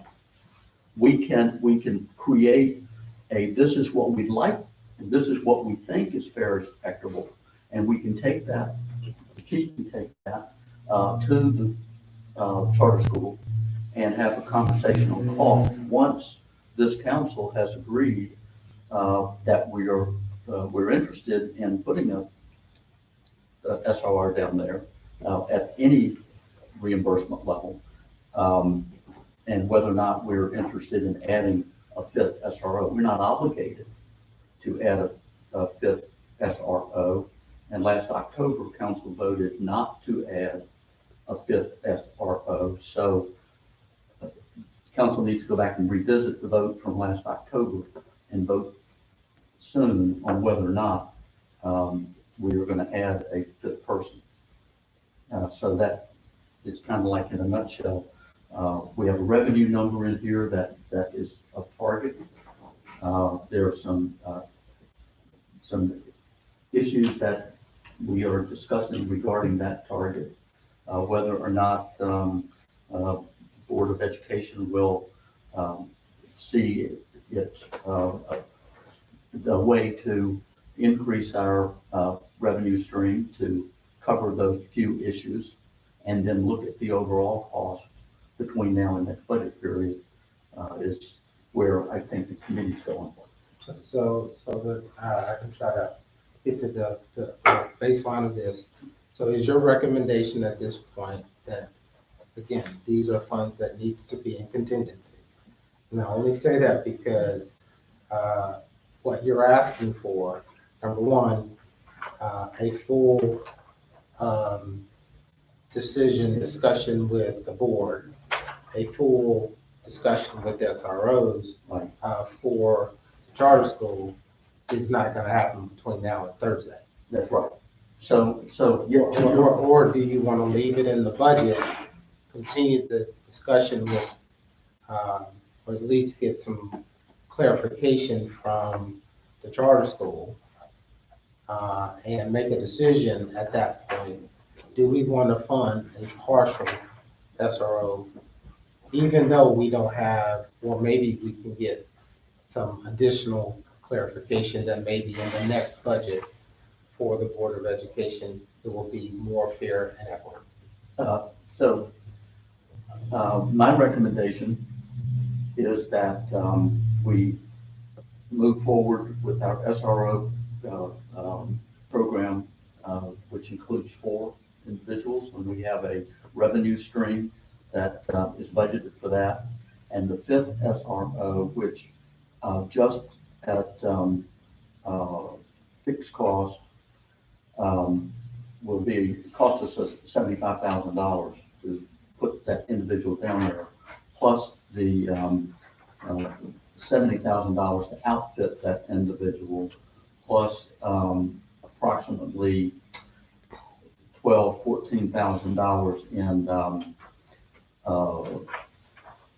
in direct costs, that we put that in contingency, but we move aggressively to reach an agreement on a new funding model that we present to the charter school. And if the charter school wants a Troutman officer at their facility, and they're willing to pay what's reasonable and fair, then we move ahead as a council and approve the addition of 1 additional SRO.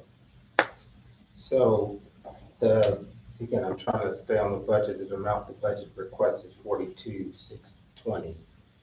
You're recommending that we put in contingency a little over $150 for that new SRO position, and continue to discuss that with Hardware Charter and the Board of Education.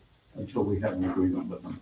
There's no sense in starting the hire process and buying the hardware for a new SRO.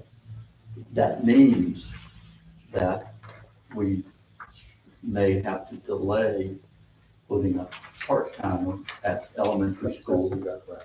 or assign one of our existing SROs to cover the elementary school on a part-time basis.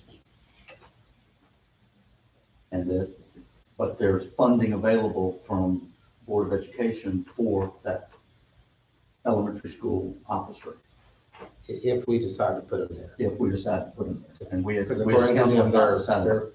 they And- pay what we bill them. Sorry, pardon me, They pay what we bill them. that is what we've been told on multiple occasions. Okay. Steve, is that true? Is what true?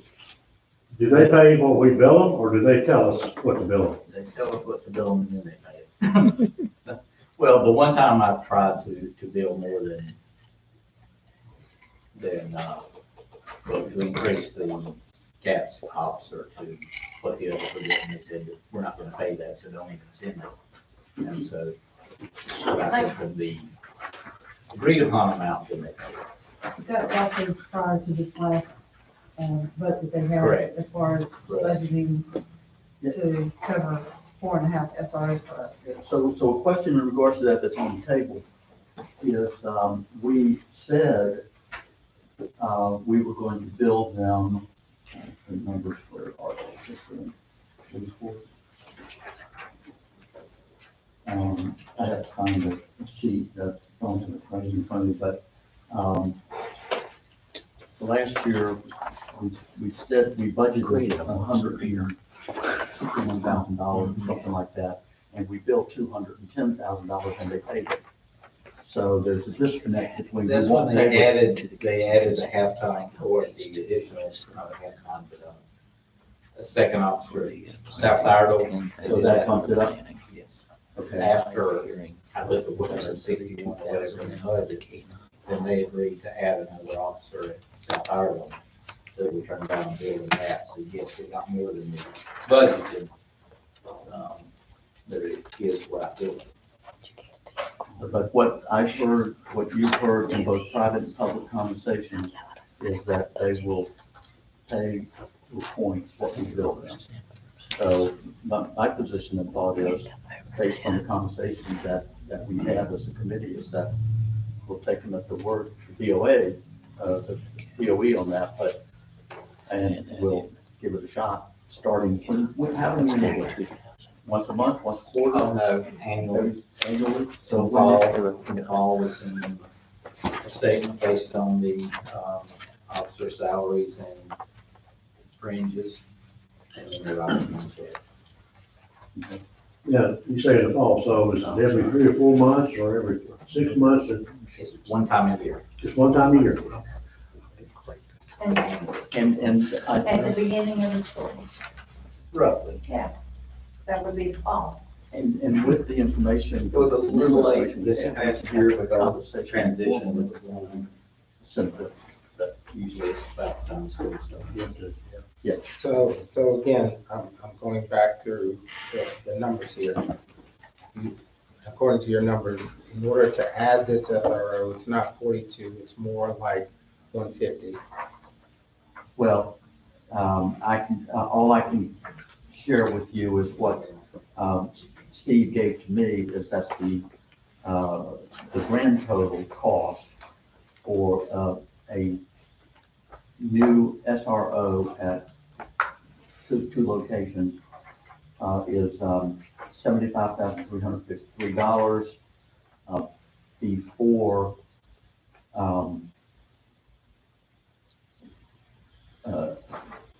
indirect cost and upfront cost. That takes it to, you say, So about let's just stick with the $75,000. You gotta put a uniform on the guy, you gotta give him a car, you gotta give him a handgun, a weapon or two. It's actually the 3 weapons you're giving them. And all of the other related, equipment, and the grand total on that is $61,940. In order to take the man you just hired and put a Trotman uniform on him and send him down the street. $62,000 up front, on top of the annualized extended cost, fixed cost of $75,000.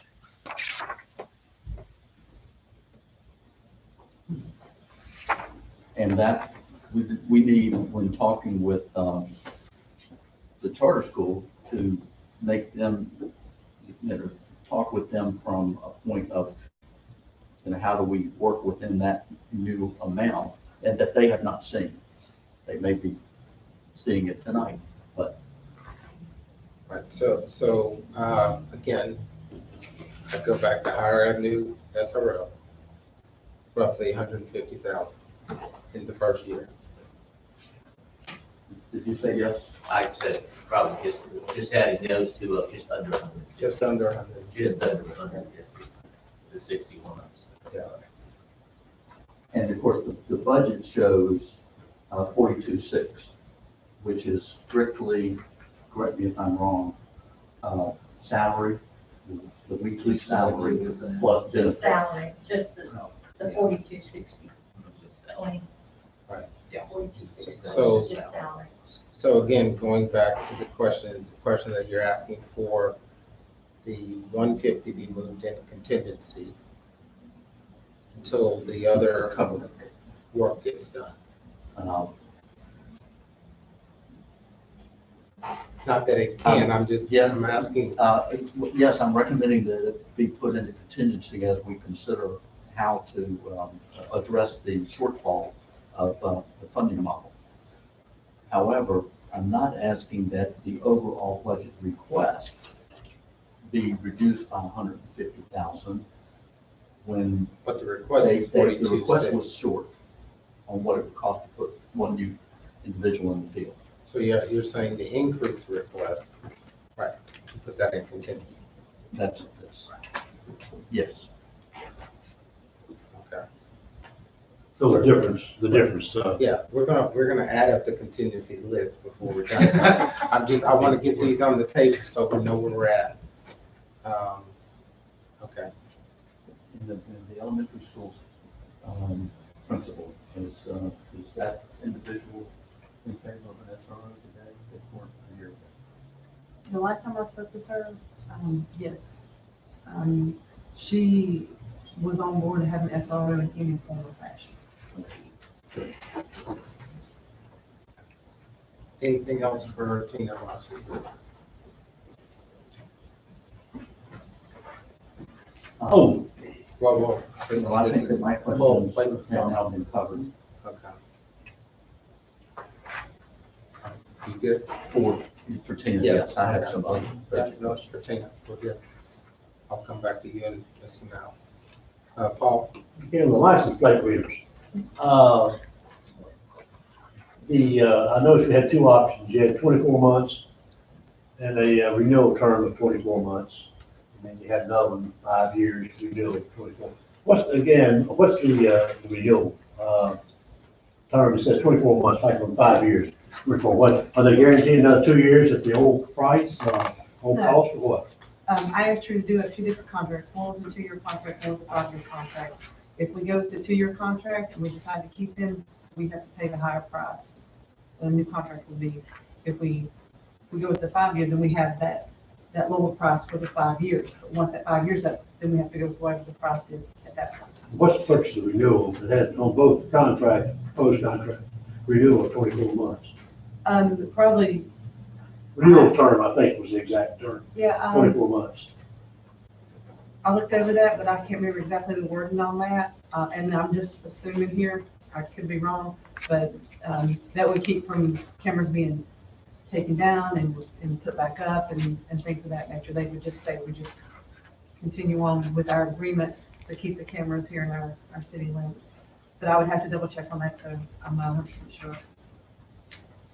Because that's 5 years, I'm just questioning after 5 years if we decide to do something else. We have an option for 24. Again, I'm like I did on the first one, 24 months. So you have it.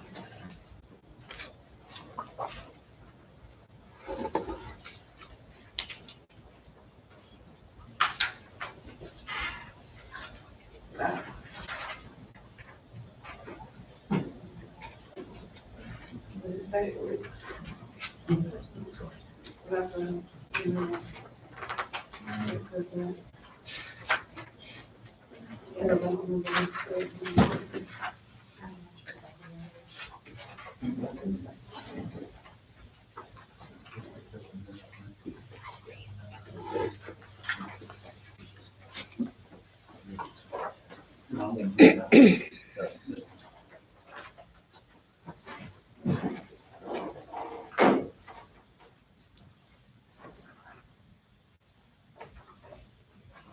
And the question we always ask, is there an out clause?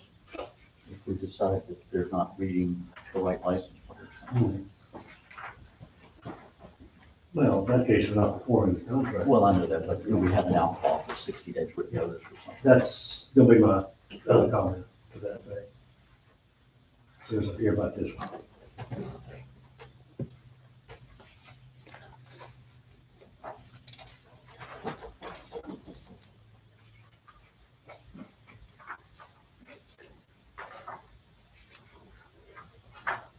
Are you looking for when she was here talking? I was looking in the contract where it spells out the renewal term, what that consists of.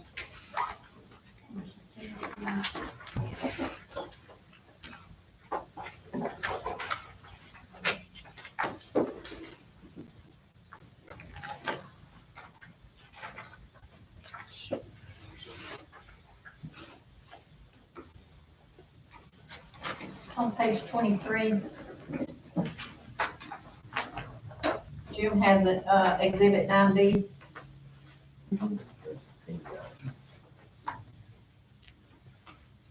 Yeah, I was just looking, I see that, but I was just looking here if it spelled out what all that consists of.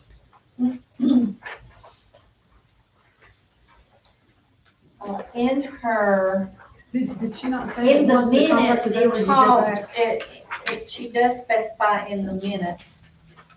Let me go back to find them.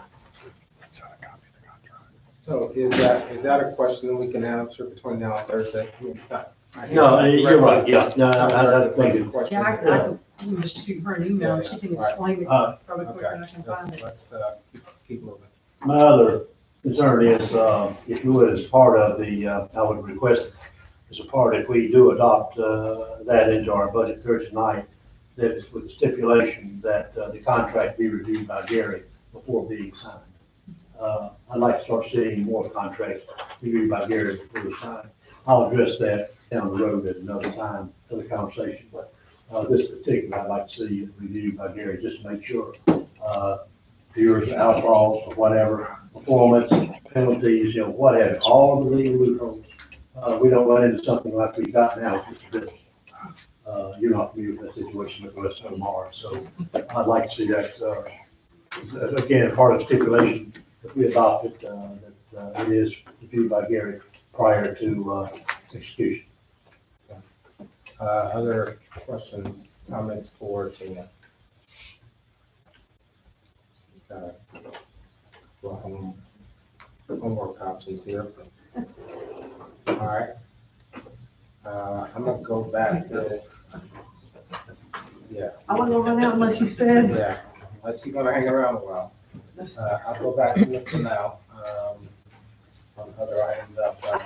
Thank you, Mr. Mayor. If just someone could just explain, and I'll be happy with the answer, or unhappy.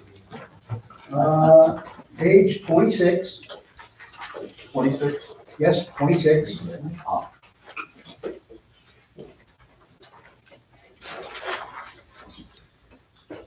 The street maintenance department and the contract services. It goes up from $1,500 to $9,000. I may have been asleep when that was explained, and I apologize, but Well, we have 9,000 budgeted this year. We're only spending 1,500 roughly because we didn't have any snow removal. Snow removal is included in that. We haven't, we didn't need it this on year. another page, I see snow removal like for $8,000. Yeah. 85, okay.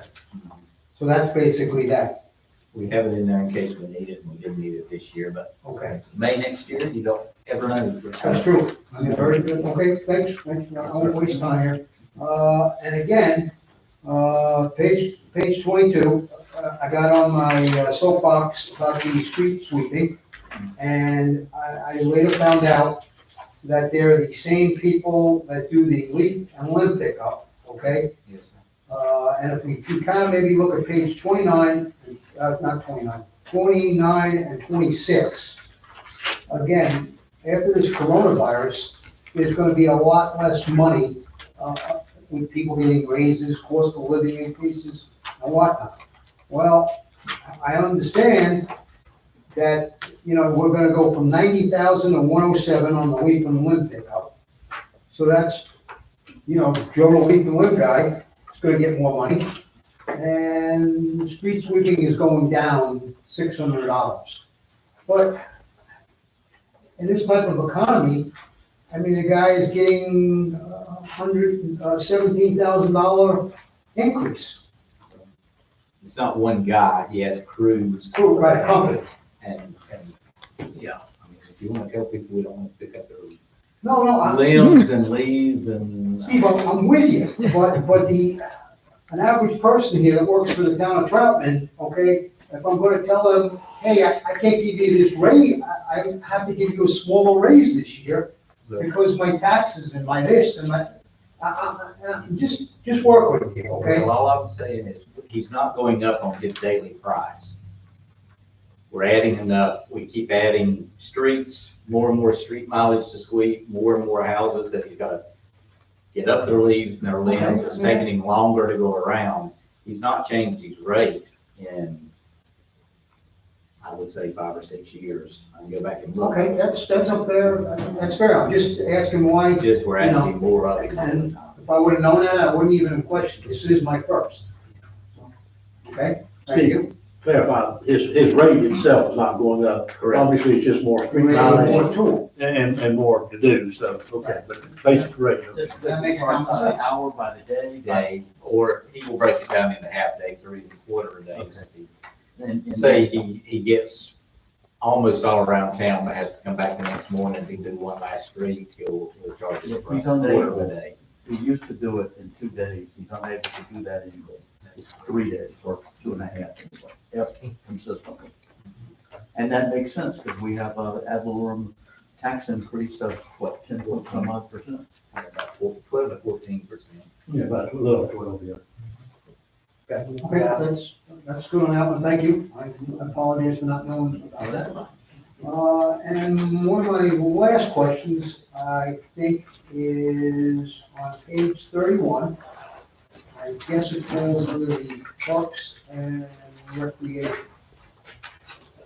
And it would be the part-time position that Emily is requesting. And if someone could just kind of, again, I remember bits and pieces. We're asking for 40 this year, going up from 15. She wants to give that person more hours, and she wants to hire someone else. Am I correct? Yes, she would like, Paxton is the part-time person. Yeah, right now, and he's mowing the greenways, everything north of, Old Murdoch. He's, doing all the trash pickup, cleanup at the pavilion. We would like to have some more hours for him. She would also like to have a person that can, Paxton also does the farmer's market. Who can help out maybe some on weekends, coming down and checking the restrooms for toilet paper and make sure they're not completely trashed, and, people who are renting the pavilion, making sure they get checked in and don't leave a mess. Who could also help her with, scheduling some of the events, contacting sponsors, doing a little bit of office work as well. Paxton, that's not his thing.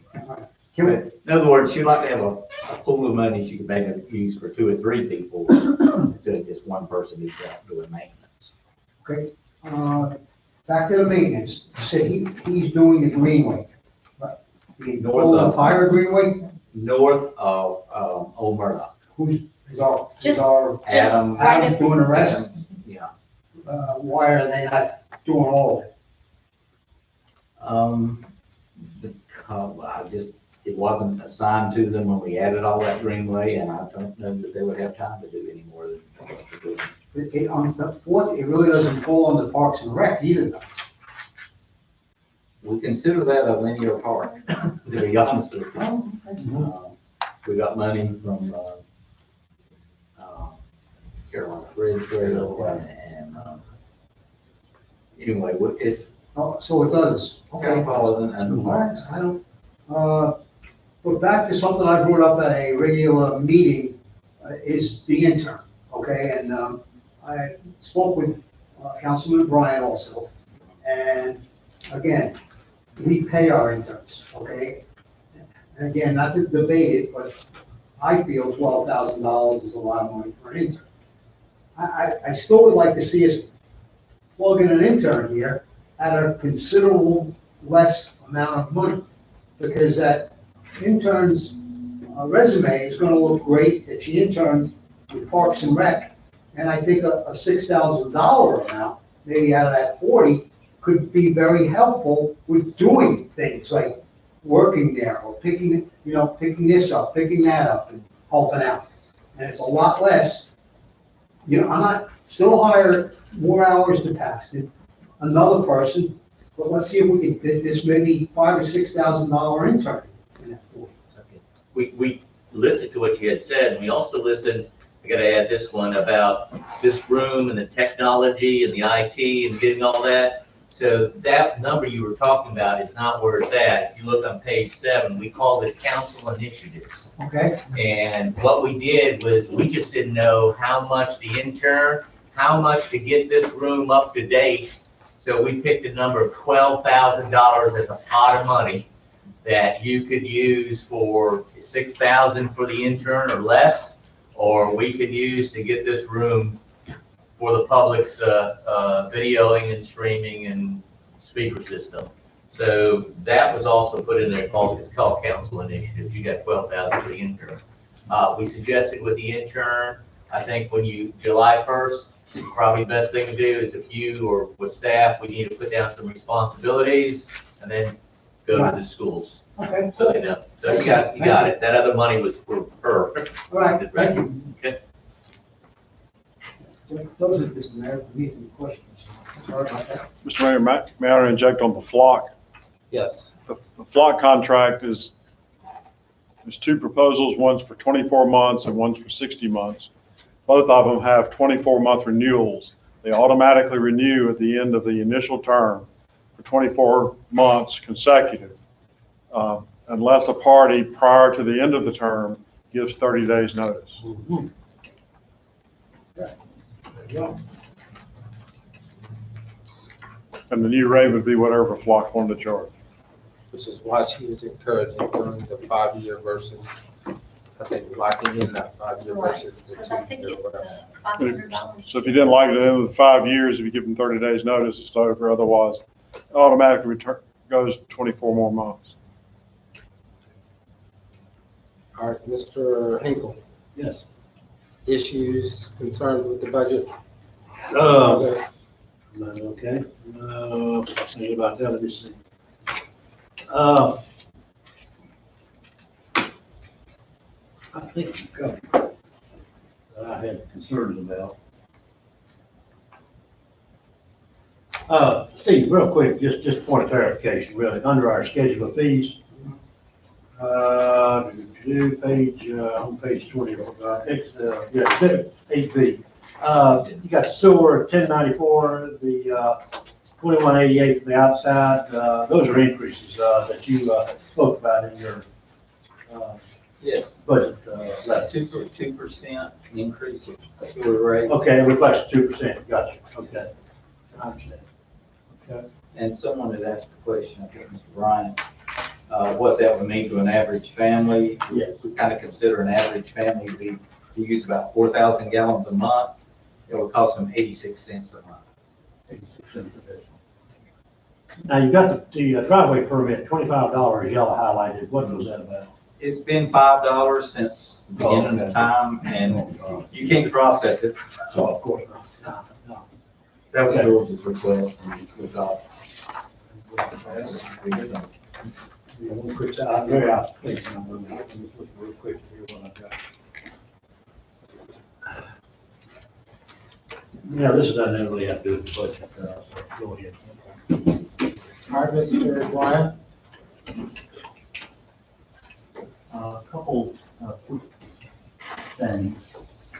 On page 43, under contracted services, Public Works is asking for $12,000 to add water tank logo.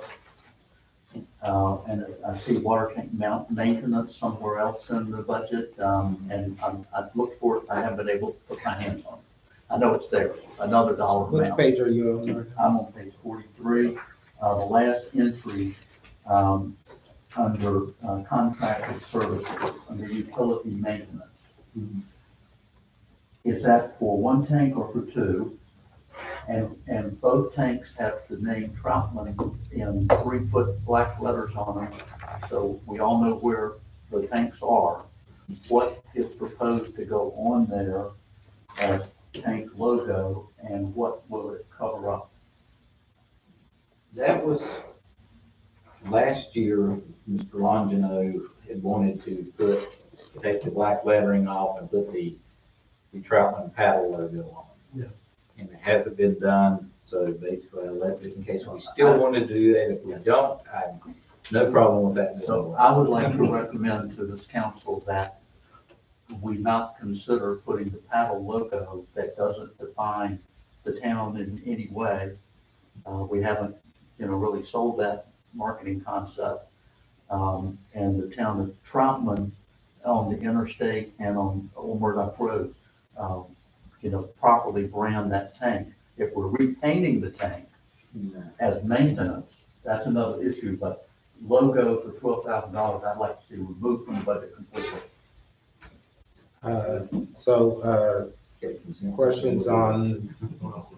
Questions on removing the water tank logo.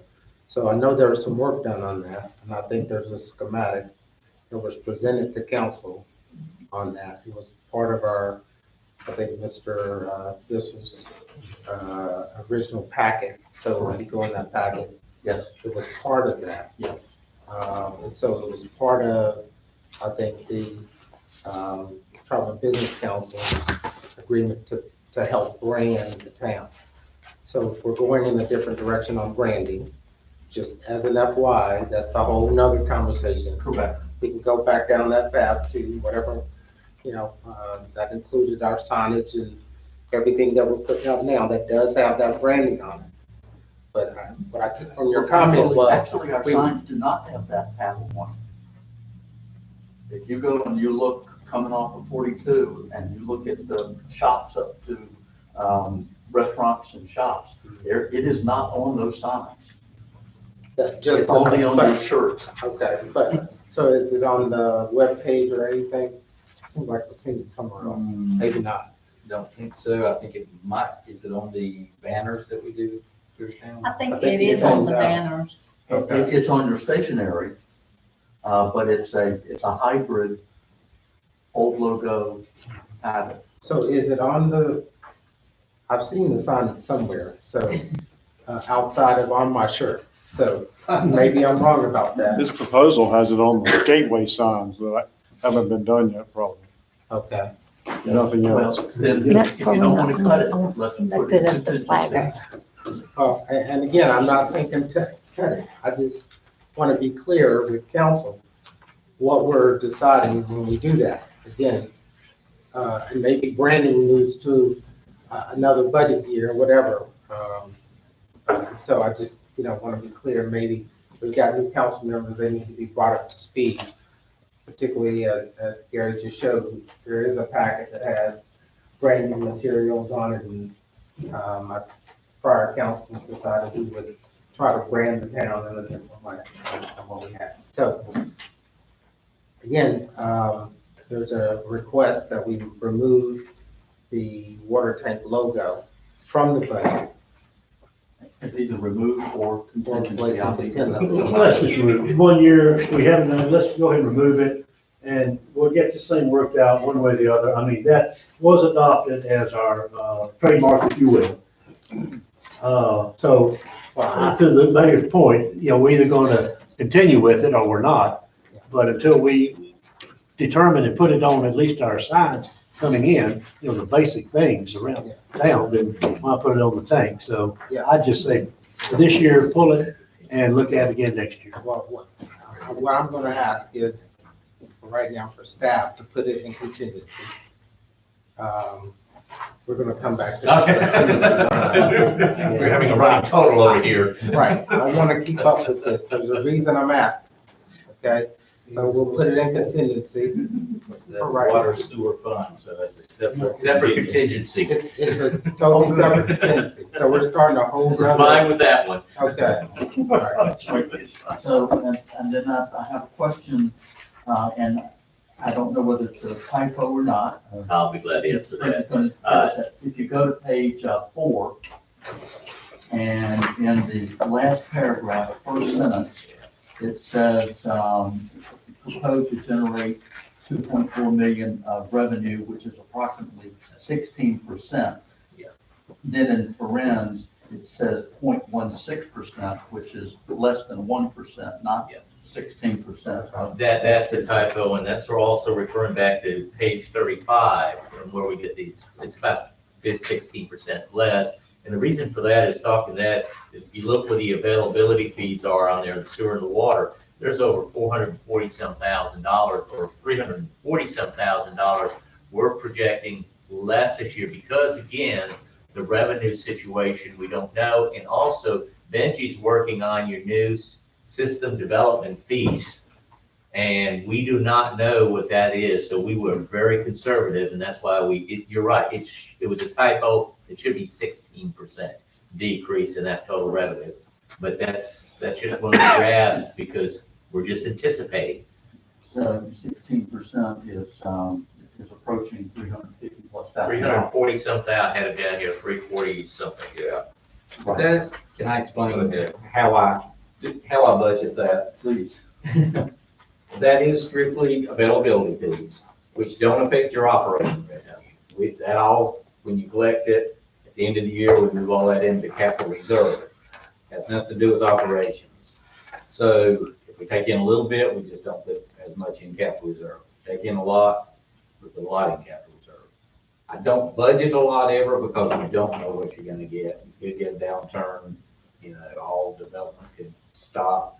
But whatever we do take in the year, we'll just do a budget amendment at the end of the year to compensate. So I'm showing 100,000 in revenue for the upcoming year, and then on page 38, 39, I believe it was. It is the, There's 100,000 transferred to capital reserve, so those are a wash. Hopefully, you know, we'll have a lot of development, we'll take in a lot more than that, we'll put a lot more in capital reserve. But you're comparing a projected budget to our actual this year. So it may be 16% less than actual this year, but I expect it will actually be a lot more next But year. it goes back into I think, complimenting Steve here on that, when he said that, is we took a lot of these things, and he took a lot of these things in concern with the decrease of revenues.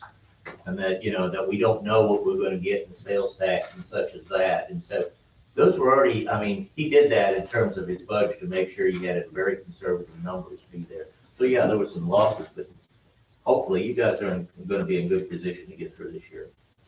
Hopefully, yeah, we all. You're all going to, you're Governor has increased or added on to the time that yeah. we can collect to end of July. Is that when the clock starts running, or does it start running when he first issued the executive order back in late March? As far as collecting, if you have a bill due in, say, late March, you know, can I collect on it 6 months from now, or is it 6 months from the end of July? is 6 months from the end of July, as I understand. Whenever that expires, then the clock starts on your 6-month collection. Whenever the executive order expires. Okay. And I will say, again, I went back and pulled we've got a report that shows how much is past due, 30, 60, and 90 days. And I ran it for 3 months, and it's really not going up. People are paying, staying current, even those who maybe didn't before. I mean, there are a few. That's why. There's always some large zero. But we don't know about, ad valorem yet.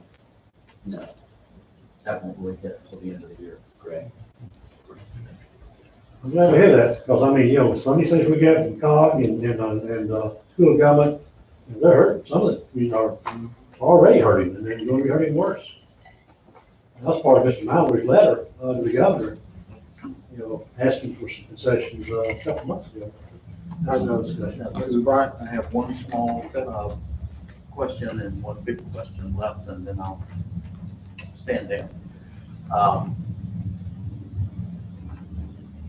We have, budgeted, a cost of $72,000 to collect, recyclables. And 50% of the recyclables we're collecting are now going in the trash. Glass. Only thing that we're collecting is plastic and aluminum. And some plastics has got to be Some- 1 and 2 on it. Right. So my question is, and we also have some revenue from recyclables, but it's less than 50% of the cost of collecting.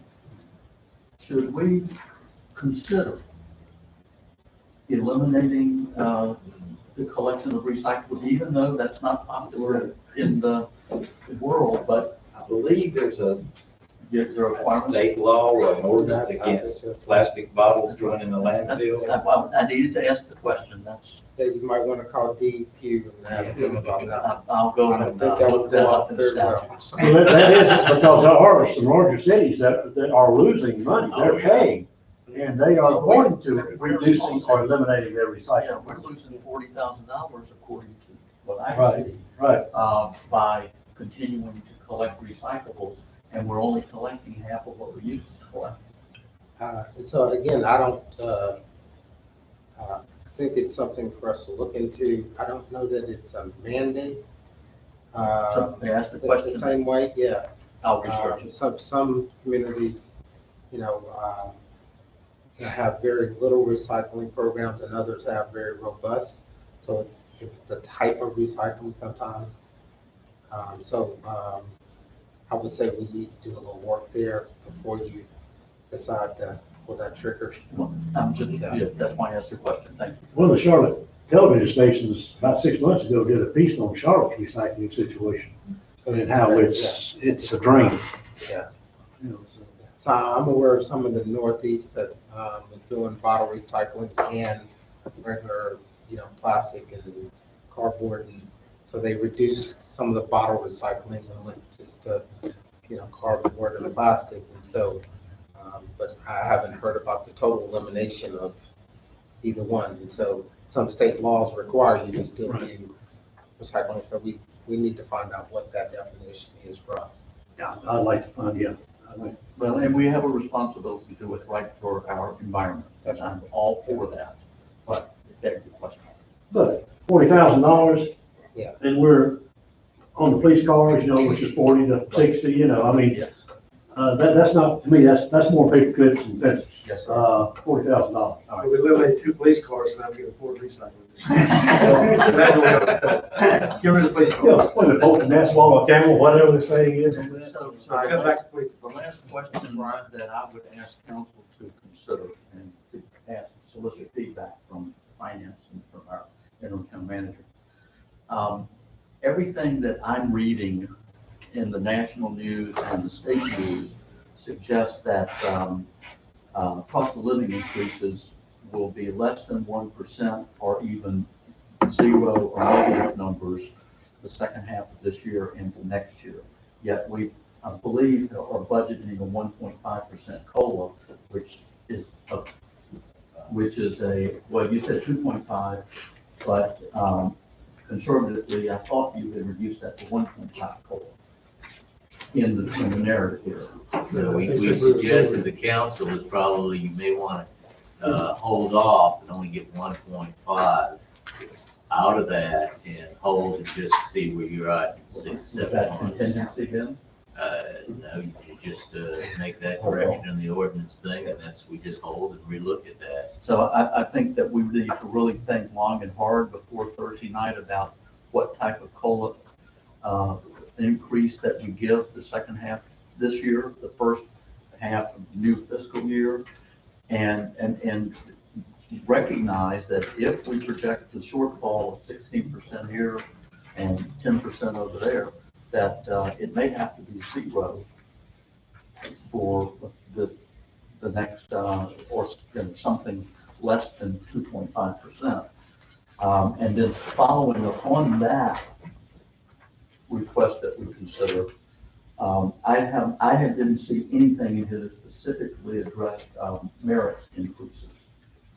So therefore, there's no budget for merit? Well, I believe in the very first memo that went out for the planning retreat, I said I believe my wording was, we're proposing a 2.5% salary increase, and it was up to the board whether that be COLA, merit, or a combination of the two. It could be 1% cost of living up to 2.5 or 1.5% merit. I left it up to the board to determine that. I have no So- feedback. So that was in February, and wouldn't it be in the budget?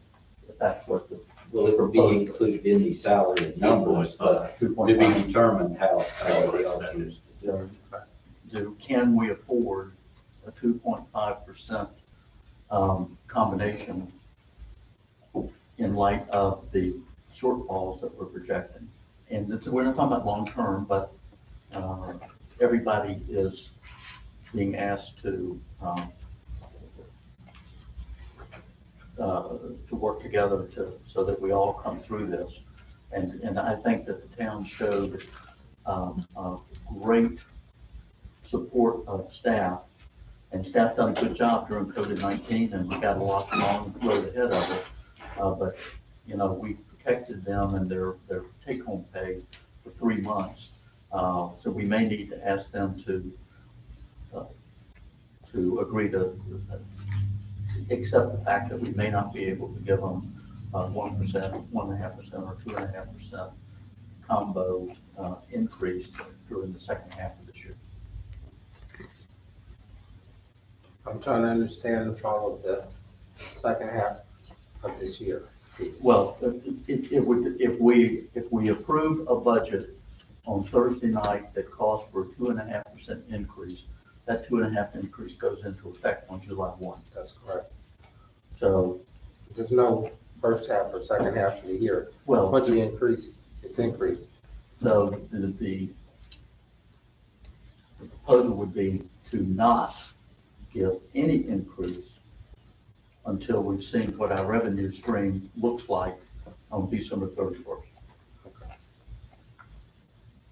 And then So- if we have the money, give the increase up to the proposed 2.5. So whatever the total salary budget amount is, whatever that 2%, 2.5% increase is, that's baked into the numbers. The question is, put that amount in contingency and review that in first of January. Yeah, after we've gotten That- the bulk Which of is not our, gonna be, first of January, I assume. and it, Steve, idea of what that dollar amount is? What's the overall salaries? I didn't find the lump sum salary numbers, so I wasn't able to do that. I would say our total salaries are something like 1.4 million, maybe. Yeah. That's what I'm thinking. So, would that be on 6 or off the top of your head, right? Stateful has gone public saying they're not going to increase salaries. I believe the county has gone public saying they're not going to increase salaries. And it's not, correct me if I'm wrong, but I think Boardville has as well. So can you get that dollar amount between now and Thursday? It also affects, FICA and retirement, 401K and all that, but always based on salary. But I'll get you a total number on that. So Jim, did you keep up with all the contingencies? I did, It and was he had helped me. 282,000 before the salary thing. What I've got. Yeah, I've yeah, only got 70, I don't count 71. That's all right. 71, 75, not 70. yeah, 280, I'll go with this number a little bit, 282,000, your max is 200, give or take a few cents after that, 234,000, so you gotta come down by 50-some thousand dollars now off that contingency account. Put it back and do something with it or cut it. Give her one more Or call. what's the, What you got here is 282,000, right? And don't lie. Totaled up in the contingencies, Which which, had 22, which was after we took the 450 and put it back in transfers, there was 10,000 for the 10,000 for the ETJ, 35,000 for the UDO Earth, 35,000 for the other study, small area a plan. small area plan. 12 for the council initiative, 12. 90,000 for 2 vehicles, 28.5 I've got for K9. And 32 for that. Yeah, but 4 of it's a regular K9. Yeah, K9 well, gone out. I had a little higher. And Because it I said got 32. SRO at 71.5, which I took. Yeah.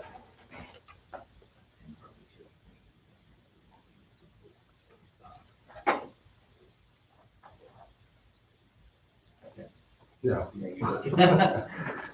All right. We had 472 to begin with. We took 450, the bar cut and put it back. So we still had 22, which was your council initiatives for in here and the intern. Turn it in here. 10,000 for, ETJ, ETJ expansion. We moved the 2 small area plans, which are 35 apiece and for 35 each, that's another 70. 2 vehicles, after up at 45 each. K9, I've got it at 28.5 because we normally budget 4 in there. And she had that 32.5. I had that, I took 4 out, did 28.5. And then I wrote down SRO at 71.5 for the direct salary and benefits. But there's also some other direct costs I didn't think to move. so, I'll open it up for a quick recommendation. How do we get that to, what was it, 281? you need to bring it down to 234. Need to bring it down to 234 and you get to 2. Mr. Brian has a 280. suggestion. I'll let him make the suggestion. I'm not going to. So 282 is the number, so 282 down to 234. 234. And we could do it in one fell swoop where everybody pick up. Give her one more call. And just wait to buy it. Add the car Put back one in. car back in and wait to make the purchase, which is perfectly sensible. If and when, or not. That gets us close. That'll do it. That'll do it. Because that was 45. 45, yeah. Oh, it's 45. SUV's 45. The amount budgeted was 45. No, it was All right, so K car. whatever. Or a Kia. So, what number was your car? Believe it or not, 4123. $2,435 more dollars. I said we were close. I knew it wasn't exactly 234 you asked for. Why don't, What was the 10,000 for? The ETJ, extraterritorial jurisdiction, if you decided to go with the county, work something out with the county, you have funds to do that. What do you have? So so that I'm clear, for George, the two area plans and the Perth, these are two different areas, but can somebody give me some idea of which one of those should, do they have a feel for him working on first? I will tell you that, I've had that discussion with him. And, I feel strongly that we're at the greatest risk of losing our, ability to control what goes in Perth unless we move on it in a big way soon. So keep Perth. But he believes that The South Main gateway. Gateway is more important, even though the money from DOT to do anything down there is on hard lockdown and is unlikely to see the light of day in the near future, sometime after Main Street's fixed. That's what I was But gonna he say. would his- have to work on whichever one we decide. That we get him to work on. But if the report comes back and it gives us a South Main plan, then we have a solid basis to reopen the conversation with the commissioners about ETJ extension down Main Street. And that is critical that we do that, and it doesn't cost anything to start that conversation if we have our plan on paper and that this council has approved it. And that's it's on his desk now. So He's reviewing it. take a question. Which one of these are we going to Put back in. Just subtract out. subtract out? Right. So, I mean, That, that's that, yeah, to me, it's subtract out, you do a budget amendment. If it gets any traction, we make that decision. To me, the traction would be on Perth Road. I agree. So we're well under your 34,000 if people agree that we'll approve for growth. Oh, wow. I Well, think you can move out of the budget, what you're saying. If in fact, the conversation kicks off with, the county, then we'll need George to come in with a budget amendment, we'll make an adjustment. And the county has said, when you have a plan, let's talk. We are leaving in the Perth Road, the 35 from Perth. That's what I'm getting. Oh, Sure. So Perth Road we're getting stays, confused in the southwest, So you leave them both in and we'll take the 10K out for ETJ. No? No, taking Perth Road project at 35,000 out of contingency and putting it back in the budget. Oh. Oh, okay? You're leaving South Main, Got it. anything. oh, well, wait, real good. Back to what I said, it should be in a good place. Here. All three are related. They are, right. Yes, sir. and they can be worked on. Yes, sir. But what George had said, he wanted he wanted the gateway, that would be the last one to drop. So he would say, keep the Perth in contingency, and according to what he, Yeah, and again, but my question is, could we still not be working on that if it did Sure. actually happen? That somebody found some newfound, well, I tell you, I'll just make it very simple, leave those in contingencies, and let's just leave, let's just take out the K-9 and we can make a budget amendment if there's one donated down the road. Because she's got to get a lot of figures and stuff together that I had asked. And she wasn't sure one's gonna get donated. that's, It didn't seem to, what was the amount, what was the amount on K-9? 28. 28. So we're back to leaving everything with the Perth Road and the corridor and ETJ still parked in contingency. And we will remove the K-9 until we get more facts and figures, right? Yeah, to include a donated dog, K-9. K-9. I'm sorry, Mike, can you repeat that? You've lost me now. Absolutely, absolutely. I probably lost myself, but it's okay. Yeah, so, the decision was that we would leave all of the, UDO work and ETJ work in contingency. And we would remove the,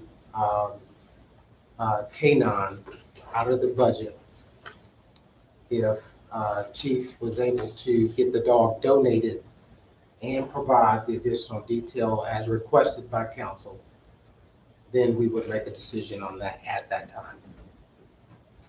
And that puts our number, overall number, well under the 234 that we need to be and not have too much in contingency. But the K-9 question would not be resolved on Thursday, it would be at some point in the future. Am I understanding that correct? It's just coming out of the budget. It's coming out of the budget. Completely out of the budget. Yeah. Cut. But now First Road, you're saying we're putting in contingency. Right. Both road, southwest or whatever it's called, corridor, Now I'm confused. and the, Because I thought we were having to yeah, we get were. down to meet that But there figure. was a, there We was did an that by offer, taking the K-9 out of contingency. there was an Okay. offer to take the K-9 instead of the first road. Okay, all right. Yeah. How much was that K-9? 28,000, according to Steve, 28. 25. We decided between 28,500 and 35,000. Well, I wish council would reconsider the First Road issue because it's hot and it's gonna change fast. We've already got 4 acres that are going to be petitioning us in the very near future to be rezoned from RS to commercial. And we don't know what that commercial request is gonna be, but it will happen very soon. And it's gonna impact everything down Perth to Fernhill. And that is another very important gateway and is a key residential and developing larger residential area that it's going to be important to this town for years and years and years and years and years to come. So that I'm clear, Mr. Bryant, my understanding, it's still in the budget. So what are you asking? As a It's contingency, yes. That's correct. And understand what the contingency in the budget itself, when you adopt this, if it's, the protection you got is everything that's adopted in the budget itself, your budget officer, which is usually your town manager, your finance director, he doesn't, I'm gonna tell you, he doesn't need your permission to win and to take those expenditures. What you're just doing here is, okay, now with this contingency, you're in a little bit more control. We'll see how things, the amendment has to be made back over, so. Thanks for That's- reminding me of that. I that's- got it. They have to come back to the They have to council. come But back to the council. They have to, where the But other I- line, it wouldn't have to. Once you put this in and we say that, it doesn't need to come to But I council. also want to make sure clearly, it is still on the list. Yes. It's still funded. Yeah, The funds are there whereas to with do the it. K-9s, we removed, we Correct. need to remember that when chief comes back in next Friday and says, hey, I got the dog in the, I was not, yeah, that was not for the record, but, I'm good. Thank you. all right. So are we good? I think we got a direction for. I just had a question about the 2.5% Oh, yeah. salary. Is that trying to get that into contingency or just saying we'll So fund let's, it, but hold off Yeah. until we see Yeah. what? so let's, there's a proposal I didn't address, that we address the 2.5%. Is there a recommended amount? Is it 0? Is it 1.5? Is it 1? What's the tenor of council? Well, what I heard you say is the 2.5 covers merit and COLA.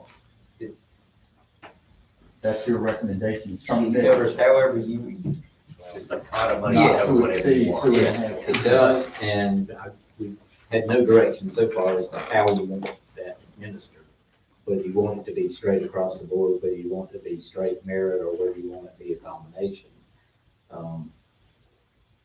Yeah, we've done it every way in the past, just depending on the will of the council at the time.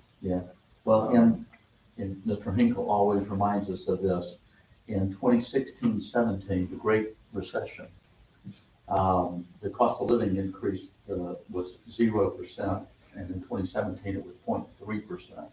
We may be looking at that as a national number. Kiplinger says something less than 1%.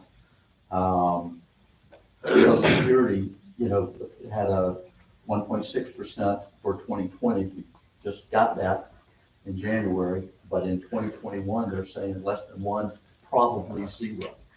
So, That's on the COLA. yeah, that's cool. That's cool. Yeah, so do we want to direct, if your offer is 0 on COLA, do you want to offer anything on merit? I'm going around the room, I'm not, Okay. not just you. I think that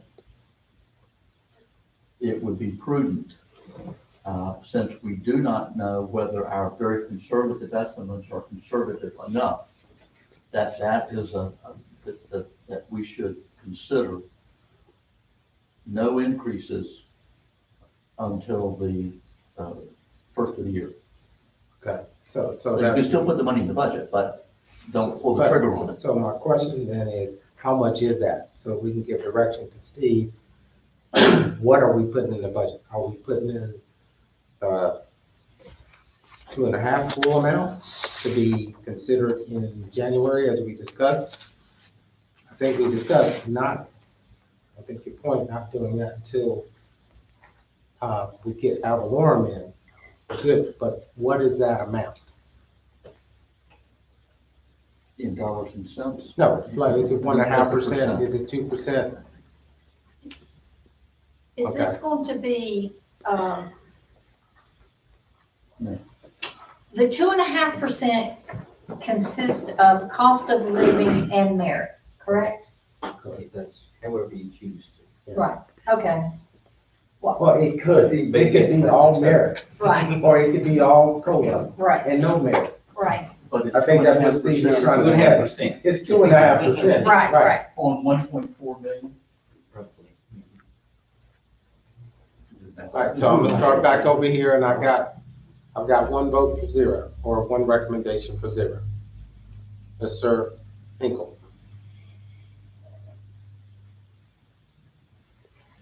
Right now, And again, this, based on what looking at municipalities around county, in our situation, I would at least like to wait till the end of December, how we want to do that, but I'm not ruling it out, but I would at least like to wait till the end of December and have us look at the situation then to determine if we do nothing, 1%, 2.5. I'm not gonna lock us into 2.5. I'm not gonna sort of go over, but I'm not gonna lock us in, it must be 2.5. It may be just 1% come December, depending on income revenues. But at this point in time, if we can do contingency on it, then that's fine, well and good. But if not, I'm gonna leave it out until the end of, and then the end of December, we'll get with Steve and see if we can do a budget amendment. If it's not a contingency, then, do something for the staff if we can afford it at the end of December. so again, I thought I had alignment, number 1, on the fact that we would address this in January. After we got Avalorum done, it's January when we discuss this. Number 2 is, again, staff needs to put a dollar amount, or no dollar amount, whatever we tell them, in that line item now, because this is the budget we're passing, or you make the decision that, again, it's still 0, but we'll address it in January. Now, it's my math correct, that on 1.4, that's $35,000 is all it is. Am I sure? I want to pass out one in or out the other if you want. I've been through this a little with other towns. When we come up because of the recessions, we had about 207 and that and nothing, and these employees go through that and we wait. I just throw this out, maybe a fixed amount around the Thanksgiving, Christmas time, and then go back and look at it in January. I mean, I had a mayor that mentioned that one time before, when These people are going, yes, it's recession, we're not looking, they got some, but they're getting through the town hall here, they're putting up with everything, all they're doing, and it's probably just a goodwill on the council themselves, and it's just a fix, even if it's a couple $100. Talking bonus. We can't use bonus. We call it, yeah, you don't use the title bonus, or do you? I heard one time. I've heard some use Or it. that, or they call it a little performance. Incentive or something. whatever? Yeah. Okay, incentive. But it's not a lot, but it shows something, Right. and then go back in January and go back to the same discussion of that, but just to give them something around that time. And that's just a throw out. So let me get around the room. Now, thoughts? I think we gotta take care of our staff somewhat. I'm a 1% is showing something. I do like Mr. Freeman's idea, but I'd say 1%, Mr. Buck. Thank you. 1% for January. I'd like to keep the 2.5 in the budget. And then if we could, March or whatever, do the other 1.5%. I'm sorry, okay, so 2.5, and how much is?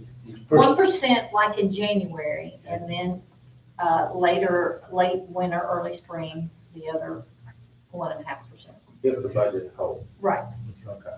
And you still be in the budget, that's what you're saying? right. Whatever, okay. I agree with Eddie, we need to look out for our employees. I think if we do get into the dire straits that Mr. Brown keeps referring to, we're gonna lay off people.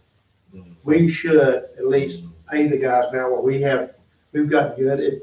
At $35,000 is what we're talking about, get rid of one of them damn cars, take it out the budget, and let's get paid. It don't make sense to not pay the 2.5 we already got figured in. Just eliminate a police car from the budget, we only have 2. So what I heard was no consensus, but what I did hear is very passionate 0 and somewhere in the 2.5 leaving in the budget. What's your pleasure? Again, if you ask me, I am definitely on that side of the road. And that is our employees have sustained us over the last 12 months. I feel confident that we should, in some form or fashion, whether it's leaving the 2.5 in, doing one part of that in January and another part as we see, but clearly we need to have the ability to support them as they have supported this town over the last. Well, I totally agree. and my proposal was not 0 for the entire fiscal year. It was no increase until we see what our revenue looks like, and if we can pony up 1% or the 2.5% as originally projected, and that. So that I'm clear, then you're saying leave the 2.5 in the budget, nothing until January. And I think we were already clear on that, so that's why I was trying to be And clear. council's option is, in January, if COVID-19 has caused our revenue stream to tank, we can make the decision not to pay out 2.5 or more % to our employees. Okay. So, Mr. Hinkle, would you agree to that? Yeah, when it's at 2.5, for 35, that's, what about 1%, which is, we're talking 2.5 is 35. Go ahead and do the 1% come July the 1st, 1%. Another % January 1st, or 1.5% January 1st. Okay. Or February 1st, because that would give us January to look at our ad valorem. And 1 to 1.5% February 1st. Okay, so I have another offer on the table. So, I just want to say that there are people around town that our taxpayers, our citizens, that will be watching what we do. so And many of them have been laid off. Many of them have had their salaries cut up to 25%. Many of them are gonna have trouble making their water bill payments and they're gonna be having trouble making their mortgage payments, and by extension, making their, real estate tax payments. So we're taking their tax money, and we should be showing them that we understand where they are, and that we are not, we're not giving any additional monies right now, but we're waiting, like they are, for the good times, if you will, to return, and for the revenue stream to start up again, both in our local government as well as in our business environment. And again, I think everybody in this room appreciates that. But there might be other areas in the budget we should be cutting. I think the point was, rather than that 35,000, at least, again, these were mostly essential employees who kept the course. And I think a lot of our citizens also appreciate the consistent service that they receive. I don't see that in many cases we missed the beat. I'm sure it wasn't perfect. But at the same time, are there other areas in our budget that we should consider cutting? Rather than and again, I think the decision, the earlier decision for most folks was, we're gonna delay it anyway, till January. And that's all I'm saying. Well, I don't think anybody disagreed with that until the last proposal. The last proposal being now, does anybody want to do the 1% now in this budget that will pass, and do another portion of that in the second half of the year? Well, we're talking about being an incentive, if you will, to use the term a while ago. The 1%, I think, shows something. It's minuscule to the taxpayer. They're gonna pay 52 cents per $100 valuation, whether we do the 1 or 2% or 0. They're still gonna pay 52 cents. And as far as staff, we can at least with the 1%, you take that away from that 35, and that's gotta be minuscule. And at least we're hitting the ground July 1st with something. And then come either January 1st or February 1st, we can do the other 1.5 for a total of 35. Looking at the dollar amount versus the percentage, and hearing, the rest of you, to me, that should, and nobody else doing it in this area, no other municipality or local government doing it. If that doesn't show appreciation, I don't know what does.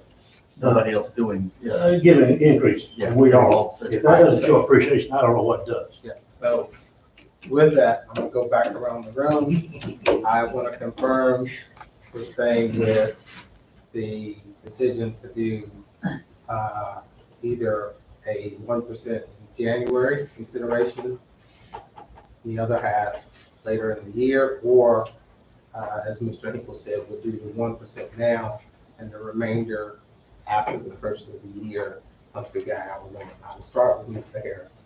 Mr. Harris says the 2.5% is good to our employees. If you want to do it 1% in July and the rest, then go back, we have really dire straits in January, we have to back home. I'm okay with that. Okay. But I think, given the work our people do, and I don't really hear a lot of complaints from our staff, people out there to me. I just think you're creating more problems when you don't pay your people, when you can. I mean, I'm looking at our budget going up, quite a bit in the dollars. So, and we've put a lot of other contingencies in here to manage this situation. I would rather, and I'm a guy that coached baseball for 14 years and stuff, and I would definitely want to see the ball fields and parking lot done. However, that $450,000, that's what we have to use to balance out this budget at some point down the year. I'd rather do that than against our people. I don't think they should be balanced the budget for us. So I'm good if you do 1, then 1.5 in January. Okay. So You're January. where Mr. Hinkle is right now. Okay. Yeah, I'm good with that. I'll agree with what Mr. Hinkle said. Okay, all right. I'm gonna agree with Mr. Hinkle, but I just wanna echo what George said, is we need to have our employees' backs, because a staff that's happy okay? It's gonna service our people, take good care of our citizens, and work with us. And $35,000, we can find it somewhere in this budget if we need to. To make a good bike patrol. But it's important that our staff knows that the council and the mayor have their back. Mr. Bryant? Well, I'm still, would recommend that we withhold, increases until, the end of the year, 1st of January. Okay. I have a, majority. Yeah. We will go with,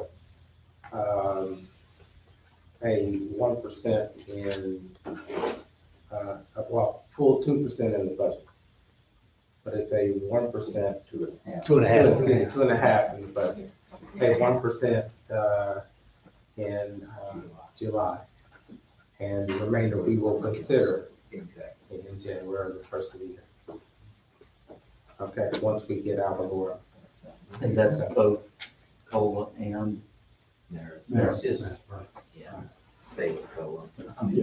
Right. Simple. Okay. We'll address in there in first of the year. and I'm not the Grinch. You even have green on today, so. All right, anything else on the budget? Clarification you got till Thursday to digest, just on any responses we get from staff. One last word, I want to express my thanks to Jim Freeman and to our finance director, Steve, as well as the police chief that was in here for a long time with some hard questions. Greatly appreciated that we were able to have this discussion and find a way forward with the many different issues that each of us have. Thank you. Anything else? This doesn't have to do with budget, but may I ask, it has to do with the packet that I picked up. I noticed from John Abernathy that they're about to wrap up our repair and maintenance on our street projects with Thomas Street and Barnesdale Street. What about the rest of Georgia Street? What's the deal on that? Yeah, I had a citizen call me and ask me, how Yeah. come you didn't do my end of Georgia Street? Right, yeah. What's, I don't know, I thought the whole street was gonna be done. yeah, with Tosco too. I can't paraphrase the response that came from Benji, but he did investigate it and he did write a response to council. I thought so. I can't think of it off the top of my head, but I thought we had a response back. We did. We did. Let me Yeah, go back and excuse me, look. I'm I going I blank. forgot too, exactly, but I'll have to go look. I mean, I'm not gonna try and, paraphrase what I remember from it. We should all go back and read what he said. Yeah. I mean, I thought we found paperwork that proved that that was part of the package. Originally, yes. Yeah. But it may not have been a year later. Let's go back. I know we responded to that. You did. We had a conference call on that and it was right in the back. If we could make part of that part of the agenda discuss Thursday night to address that, if we're going to in fact add that before they pull their equipment, to have that to go and finish out Georgia or not. Other questions? And I thought that there was gonna be a sidewalk down, West Thomas Street. There is. There. They gotta get curves in They and put in down. and then they'll put Because that. that 5 feet. Okay, good. Yeah, I was I gonna think we say, bought like. Put my neighbor yours. other questions, comments? Yeah. All right, I'm sorry, I have one. The sheet of paper that I gave you with the 2 sentences on the back Yes. was a cutoff from the Organization of the Year application. I didn't copy the back. I didn't notice it, and Emily had pointed that out to me. So that's the remainder of that application. Okay.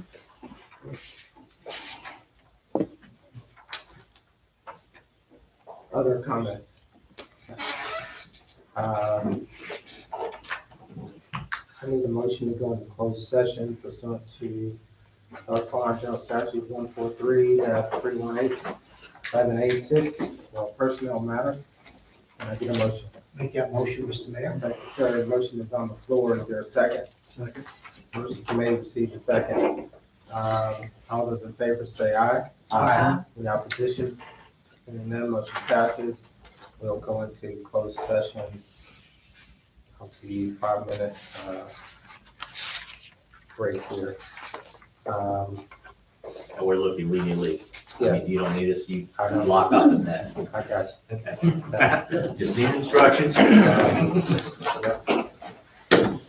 Jim, do you recall You don't need me, right? approximately when you sent that email?